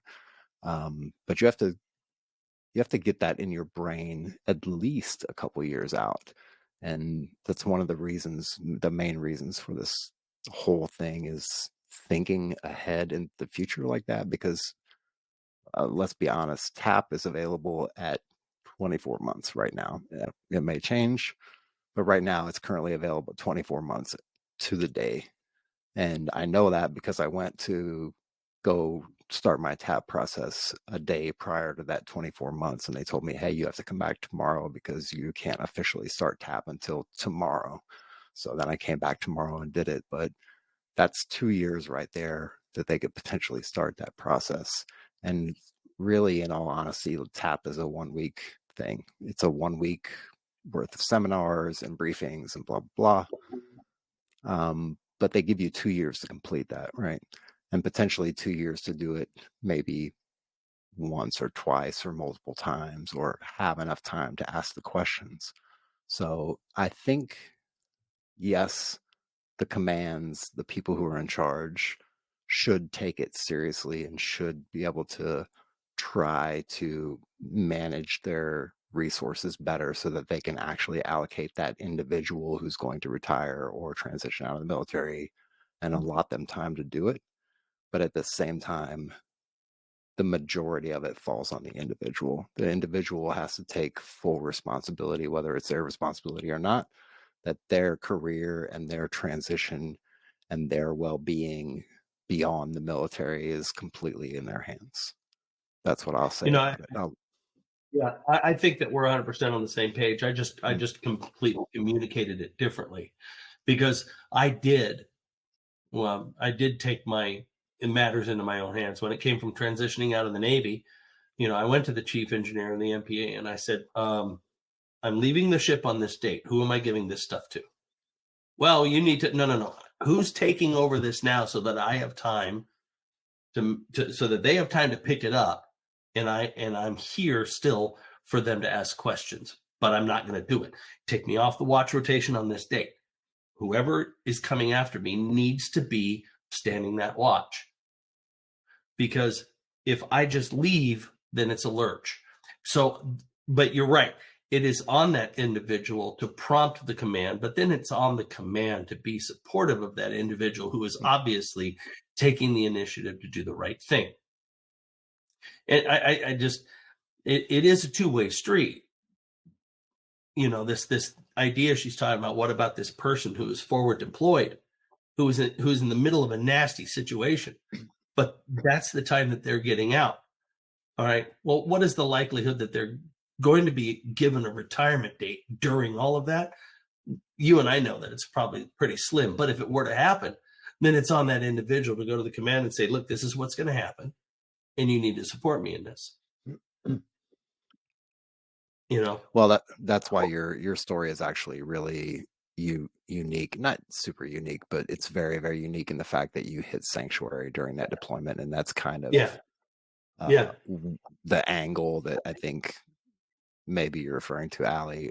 It may be different, but I feel like that is definitely one of those situations where you're kind of thrown into it, even if you're counting the days or not. Like if you hit sanctuary, whether it's on accident or on purpose or however it happens to be, like that's one of those kind of times where you're like, you approach the command and you're like, hey, look, I just hit sanctuary yesterday. And so that means I'm officially going to be getting out of this unit and getting out of the military that we know now and transitioning to something else, to another, a unit or another location for the next Yeah. year or two. Yeah. No, I acknowledge that. I know that my situation, and I think my situation is in kind of unique, not from the sanctuary side. A lot of people hit sanctuary, but just the set of circumstances that allowed me to do what I did. And I will tell you, the planner in this family is not the bald one. I am mostly a fly by the seat of my pants guy. There are some things I plan meticulously, but every day-to-day planning, there's a lot of times I don't think of stuff unless she goes, hey, have you thought about this? And then I'm like, oh. I am very happy with our partnership. She gets me to think about things that I wouldn't normally think about, and I think I do the same for her in a lot of ways. Mm-hmm. So I guess it's not just between the service member and the command service member and the spouse, but it is a coordinated effort, and it has to be a coordinated effort. But it's still, no matter what it is, it's still 100% back down to that service member thinking ahead, plotting things out, and not coming up to that last 6 months and go, well, what am I going to do now? Right. I did put my phone on airplane mode. Did you? I I did. don't think you put it on airplane mode because it's It's- really loud. Well, you're on Wi-Fi still, so that's why Oh. you get stuff. It's not on airplane mode. I'm so sorry. It's fine. I'm a nerd. She is not. I'm not. I mean, you're hitting us with the cues, right on schedule. And he says, "Fly by the seat of your pants," and you're in airplane mode, and I'm going to go into a fly by the seat of your pants moment and ask you, both of you actually, if all of the responsibilities of life and the obligations of life suddenly just kind of disappeared. Of course, you have to feed the pets and like keep the water and lights on and stuff like that. But if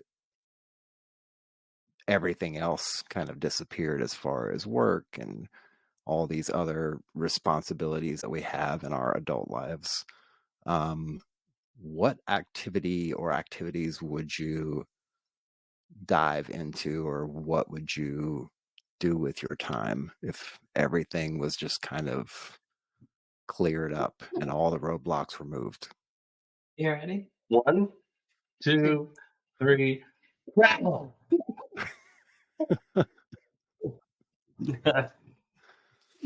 I mean, we are not on the same page, and probably I want to say in our hobbies and our thought processes and in our interests, we're not on the same page in probably about 80%. But when it comes to what would we do if we just could, Travel. we would travel 100%. I want to travel the states. There is so much of this country I have yet to see. Europe. But there's also so much of this world that I have yet to see through the lens of a non-military situation. Yep. I was fortunate during my career to have put foot on 6 of the 7 continents. I haven't hit Antarctica yet, but I'll take the opportunity if I can. But there's so much to see. There's so many people to meet. There are so many foods to try. Oh, it just, thinking about. Would you Indian expect food. anything less from him? I'm going to be in Sicily. What am I going to be doing? Manja, manja. Yeah, we love to travel. We love to get out and try things. I have finally achieved a goal of getting my dive certification, and I love diving. I want to get advanced open water so that I can do some wreck diving.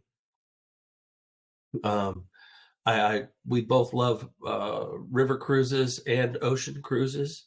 I'm not so much a fan of land tours, the guided land tours, unless I'm doing it myself, but I can see their value. But before this turns into a plug for Allison's travel agency business, I would No plug. I would wander the earth. I really would. I would wander the planet. And she would, and we'd both be doing that very happily. It's since he mentioned it, it is why I do what I do as a profession. So I love exploring the world. I love exploring what each destination has to offer, whether it's What, so you're going to go to Tokyo with me? maybe. Yeah. So, but there are, I mean, it is what I have done since 1989. So it's my passion. It's become our passion. That's what we would do.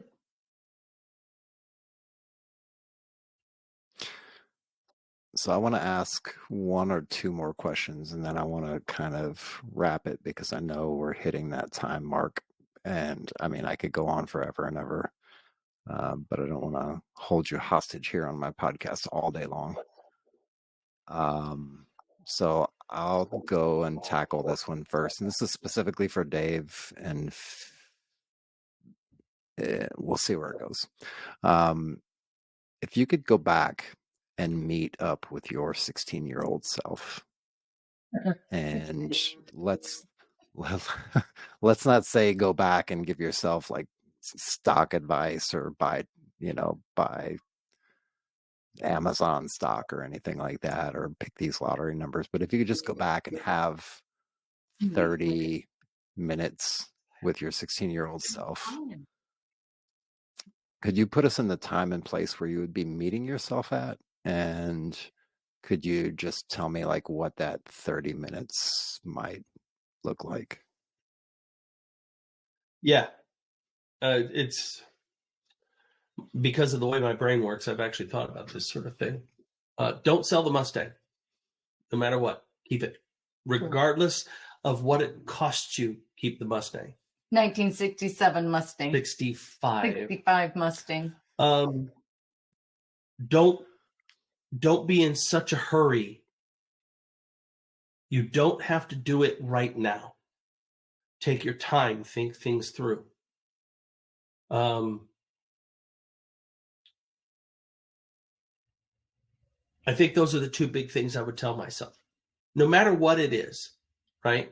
You don't have to rush into anything. You don't have to have that car right now. You don't have to have that thing right now. You don't have to make that decision right now. You can sit back and process it. I was raised by a man who taught me that logic is what is the most important thing to get you through life. Love is important. Love is critical. Having this relationship is absolutely critical. But what gets you far is processing things from a logical standpoint and not acting in the immediate emotion. And I would tell 16-year-old Dave that as you make these decisions, do the thing that you were taught to do. Get counsel from men that are wiser than yourself, that have lived longer than you. Ask their opinions, but then sit back and think it through. Pray about it.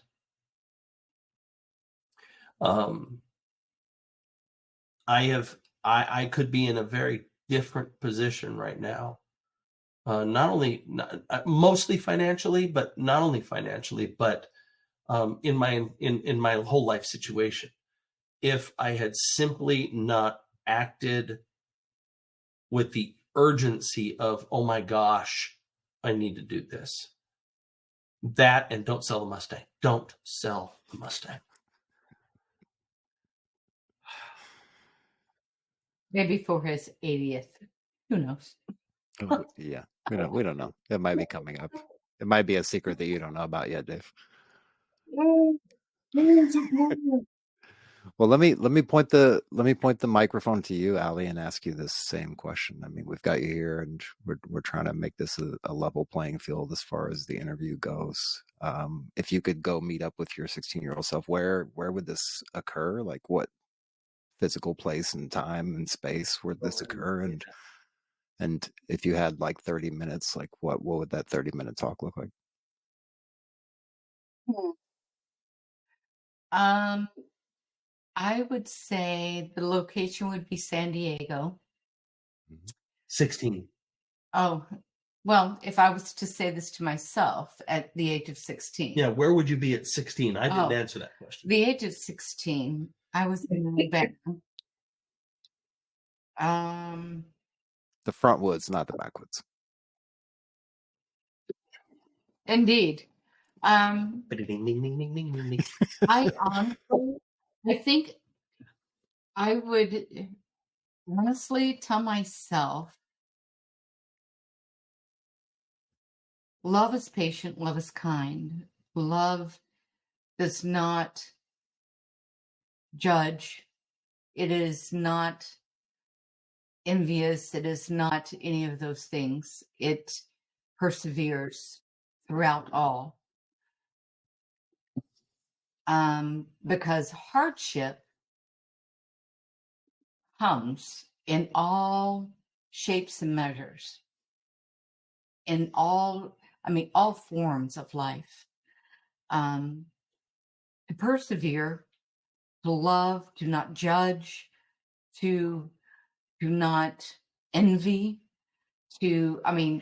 all of those things, I think would have benefited me in so many different ways if I was to go back and tell myself that at the age of 16. I think it would have helped with relationships, any course of relationship. But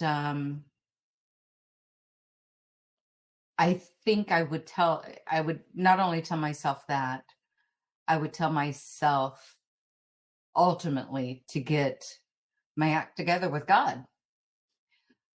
Because he ultimately held us together through all of our careers and all of our years. I would tell myself that. That's what I would do. It's good advice, both of you, actually. It's really good advice. And I'm almost willing to bet a bottle of wine on the Bible verse. I believe it's Corinthians 14 to 17. 13. I'm not a Bible. Yeah, 1 Corinthians 13 is what she's quoting. Yeah. I'm not a Bible person, but I know that one. Yeah. So And I really hold true to that. I would recite that to our children as they were growing up, and I bring them back to that even to this day. You can't control the environment around you, but you can control what is within you. Response to it. Your responses to dynamics. And I still hold true to that to this day. Faithfully. that's excellent. Okay, so For the last bit of our game show, I'm going to put both of you in front of a crowd of, say, 20 transitioning service members. Could be retiring, could be just getting out after a few years. And you're given the floor in order for the two of you to either speak individually or speak together collectively to this group of individuals who are transitioning. And you've got about 18 minutes to give this talk. So let's just call it a TED Talk of two. What would the thesis of this talk be? And what are a couple key talking points that you would probably hit in the course of this conversation? Oof. Boy, of all the questions you've asked, that's the least I'm prepared for.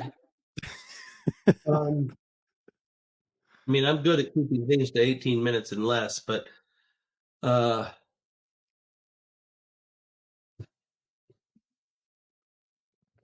you have to do it blindfolded. oh, really? No, just kidding.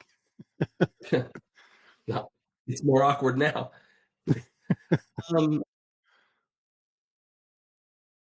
Actually, if I'm gonna hem and haw my way through this right now, but if I was prepared,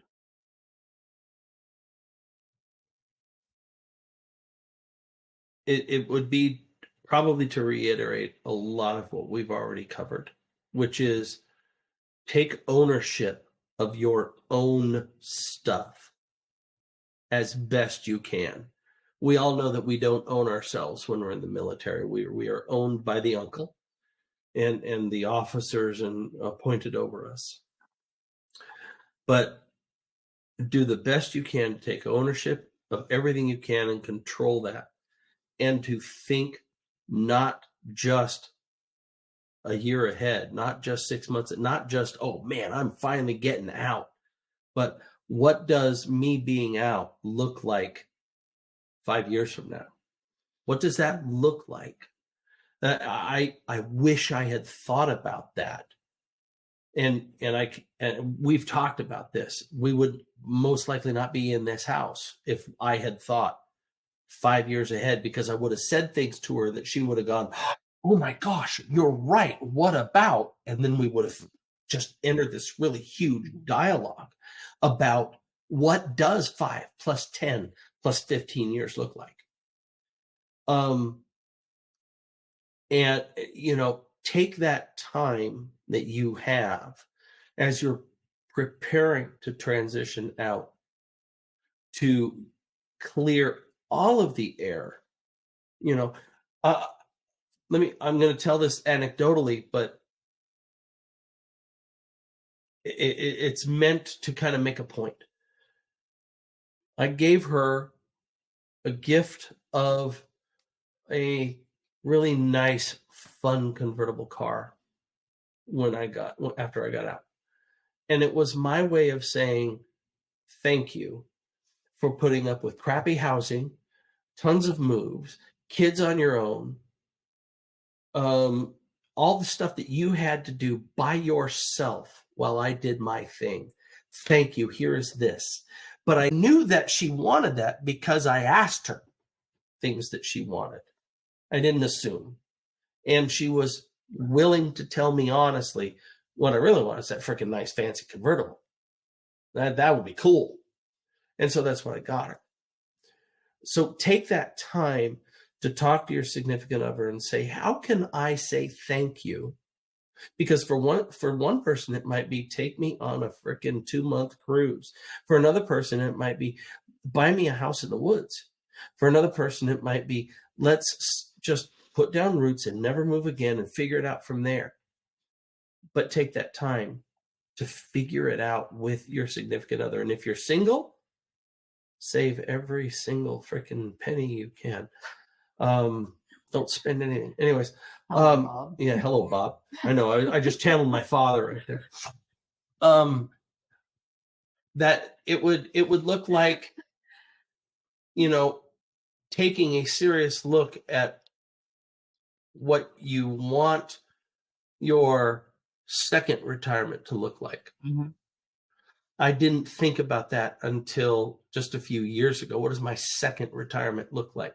And I think I would have liked to have thought about that when I was retiring from the Army. I was just more involved with, okay, I'm going to have this house and I need a job that's going to help me keep the lights on and the water running. Um, you know, so it's that long distance planning. This is the ultimate goal. This is how I'm going to try to get there now, understanding that things change, the world changes, stuff happens. But you need to set that goal in mind early so that when stuff does happen, you're not really rattled by it. One of the things I learned way too late is that for somebody my age, now I'm a Gen Xer, Allison is also a Gen Xer, so we have no feelings. Yes, go Gen X. No feelings. The original latchkey kids. We don't care what you think. You're not going to hurt our feelings because we got rid of them. Is that at our situation, we will need to have roughly $4 to $5 million saved in order to retire at 65 and just keep living at our current level of life. 45 million? 425, not Oh, 40. I was like, 69 months. I'm like, that's a whole story. I don't know where that's coming from. And we live in this culture, in the society of have all the things now, pay for it later, which is the stupidest stuff that we could do. And we go through you've met that young sailor, or you've met that young soldier that went out and said, I just made E3 and I bought myself a brand new Chevrolet Camaro, but that's programmed into us. Stop thinking that way and think about, what does 20 years from now look like? What's my goal 20 years from now? Because you are going to have a second retirement. We all join it 18, 19, 20 years old. We are still pups when we get out, even if we retire. And give it serious thought, not just passing thought. And I'll stop there. Are you wanting me to pop in now? If you want, if you got anything you want to add to that, or if there's any other direction you want to go with that, go ahead. Absolutely. I think in today's society, I think we should take a focus of looking at oneself, finding our place, and where you as an individual, you feel that you're led to go, whether it be into humanitarian or into service or into corporate or whatever. I think that finding your direction, whatever it may be, find it, but have a purpose with it. In other words, find your purpose. I think that in moving forward in any kind of situation, it's find yourself a support group, find yourself good friends, relationships to where you can share. If you don't have a spouse, then absolutely. But if you do have a spouse, find that area within your relationship to where you can share your dreams and desires and move forward. With what Dave has shared, also, I agree 100%. You can have dreams and desires of going on vacation or buying whatever, but your future right now is going to be the most important down the road. I mean, we're in our late 50s. So it's one of those things that we're really seriously looking at. And are we prepared? We think we are trying to be prepared, but are we truly prepared?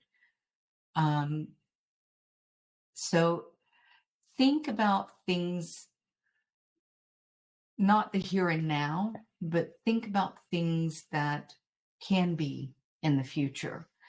Um, we are now able to travel very much so, more than we did when we were younger, because we plan and we prepared. So just put that in your little back pocket and just see if that is something that's doable for you. A lot of people put in budget plans. A lot of people put in finances with different investment companies. That's a possibility. Um, I mean, we did that. So there's hope. There's happiness down the road. I think if you pursue things in the way that you really desire them, I think you can achieve all things.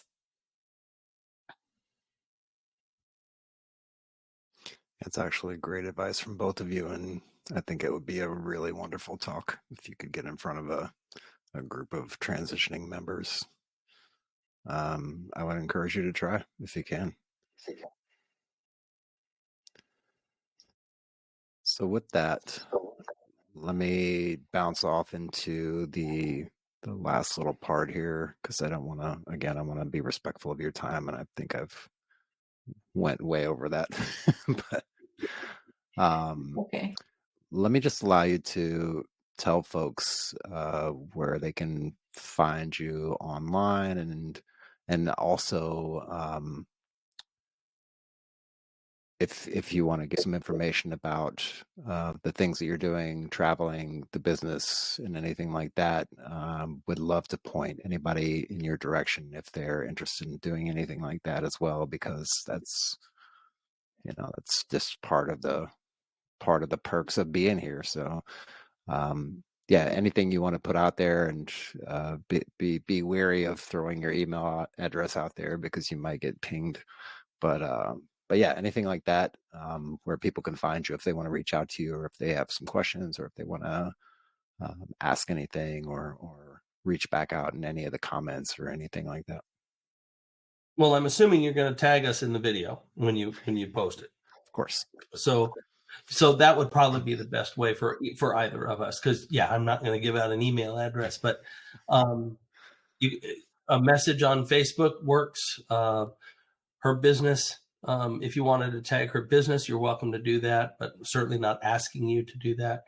Northgate Travel here in Bristow is her business, And I'm on Facebook and she is also on Facebook. So as Northgate Travel. yeah.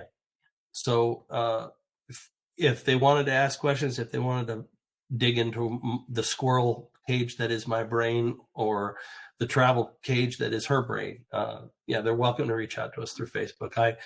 I don't like Facebook, but it's what I use because nothing else really is as effective. Yeah. Yeah, I agree. I don't like social media at all, but I tend to be on it. Here we are. Here we yeah. are.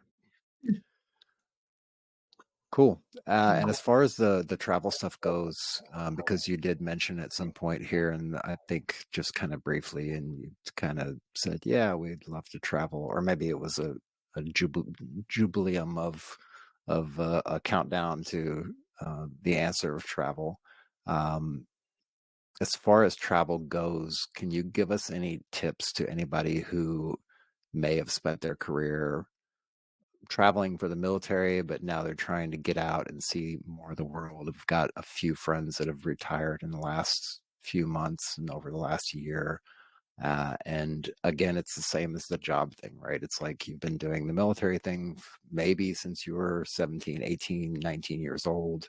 You may have never had a real job before that, and then you jump into the job market trying to put a resume together, trying to go to networking events, trying to set up job stuff. I think the same applies to traveling if you haven't done it recreationally for your own enjoyment and actually going on a vacation and actually taking a trip and trying to enjoy the trip rather than thinking about the emails that you have to get back to when you get back off of the trip. Any kind of recommendations of how to maybe navigate that and start that kind of planning process, and some destinations you may want to point people to that may not be on the top 10 list on Bloomberg or something like that? Give a little bit of silence there for editing purposes. I have to take a time out, and my teeth are floating.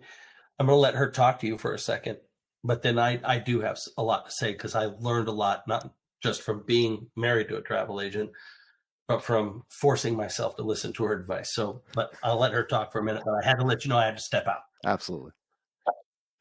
So if you want me to wait until he comes back, that would be fine. Let me do a quick, yeah, we'll just take a quick little 5-minute break and then we'll just hop back in. I'll leave the Yeah, recording, 5 minutes break. I can let the dogs out, do the refill the thing. wine, all that good stuff. Yes. A few moments later. Travel. So, one of the things I remember you asked is what are our travel plans? We are getting ready to take a trip to Hawaii to visit our son. He is stationed there, and so that'll be. She's never been to Hawaii. I've been to Hawaii 3 times, and I'm generally like with Hawaii, but she really wants to see it, so we're going to go to Hawaii. And then we're taking a cruise in October that will take us from Rome around, and we're going to see some stuff in Greece. We're going to spend a day in France, and then in Livorno, so that we can go up to the Chianti region again. Love that area. So those are our big trips this year. I will say this from the military members' perspective. I did so much of my own wandering around that I was reticent to do anything guided, do anything tour-wise. And I have learned, albeit a struggle, and she'll attest it was like pulling teeth for me at times, take the advice of a professional. Having watched her do this for 30 years, Awesome. she has guided people and helped them to have absolutely wonderful vacations. And folks that have tried to do it on their own have run into problems, run into hassles, that have run into roadblocks, that have run into misunderstandings because of the way things are written in a website. So it's like anything else in life, right? We are encouraged, or at least I was encouraged to seek advice from people who know more than you about a particular subject. Seek advice from people who have wisdom. And that's the same for travel. Figure out where you want to go, and then go talk to somebody who is a professional in it and say, help me figure out what to do. And that's what she does. And she's amazing at it.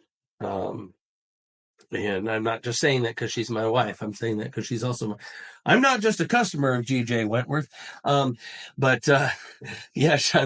She's not just my wife, but she's helped me to understand and forced me, I will say that, to do things which I didn't want to do. And then have gone back and said, wow, you were absolutely right. This was absolutely fantastic to do it this way. That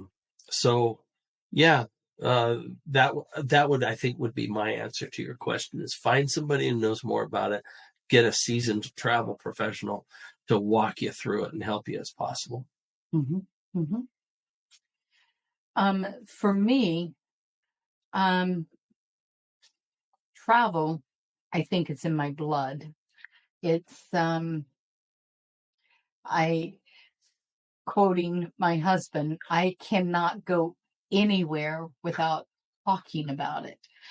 No word of a lie. It's Excuse me. be at a winery having a glass of wine, and somebody says, oh, I'm going to go to St. Martin, and I'm going to, oh, are you going to go to Orient Beach, or are you going to the French or the Dutch side, and it's in my blood.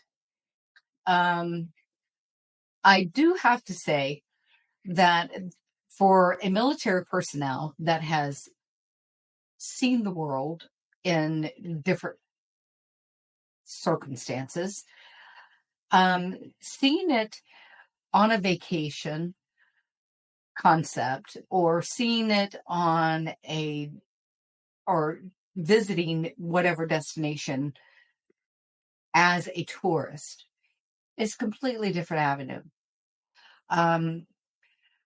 I took him to the Dominican Republic just for a complete beach destination. It was the best R&R he's ever had. And we did excursions. We did things, off and abroad. But he was able to completely and totally decompression himself from work, reality, and life. I've taken him to Scotland and Ireland. I've taken him to Italy. You haven't taken me anywhere. We've gone together. Well, uh, Northgate Travel did that. Oh, I'm sorry. Oh. Well, let me tell you about Northgate Travel.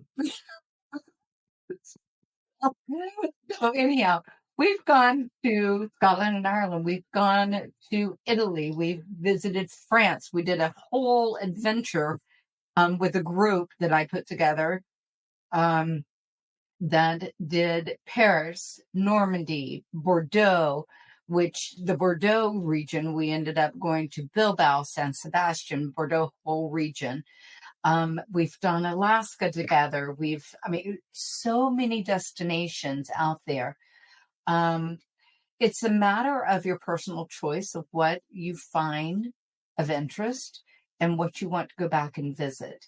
So if you've been to a destination that has intrigued you, whether it be Thailand or Australia or whatever, you can always go back as a tourist and you can visit those destinations not with the expectations of having to go back to whatever duty that you were doing. Yeah, I think we're both echoing the same thing here, which is go look at it through a different set of eyes. It is. So I try to put together tours, vacations, whatever, so that the individual can go and experience the culture in a relaxed atmosphere. I put together itineraries that can let you go experience in a format that you don't have any expectations other than being yourself. So it's, and every client that I have has different expectations. Every client that I have has different budget in mind. So, and I work with all of those details. But I try to curate everything to the nature of the individual or the family that I'm working with. Yeah, that's excellent. And that's a really good lens to look at it through. I mean, doing a ton of traveling myself, I totally agree with the sentiment.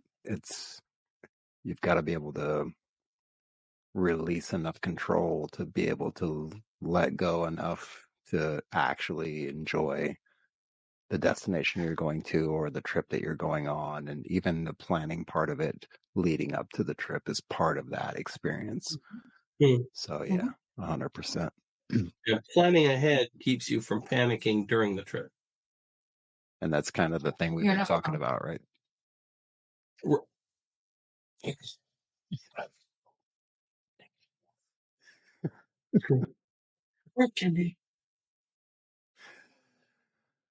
Hey, look, It's been really, really good having the both of you on. I'm really happy that we got to sit down again, maybe under some weird electronic, digital, remote circumstances, but soon to be in person again, and we may just revisit this and do an in-person live Oh show. man, Absolutely. Looking yeah, forward to it. sitting on the coast with a bottle of Italian wine and some pizza. And some octopus. Yes. And maybe some horse meat. We'll see. Ooh, I don't know about that. Yeah. I'll try. The equine family. Yeah, no, it's been great. I'm happy to have both of you on, and I've really enjoyed the Thank you for time. having us. It's been cool. Thank you for this. This was enjoyable. I got a lot out of it. So that it caused me to revisit some stuff that Same. I appreciated. Yeah. So same. thank you. You brought back like memories from way back. Wait, So yeah. Way back.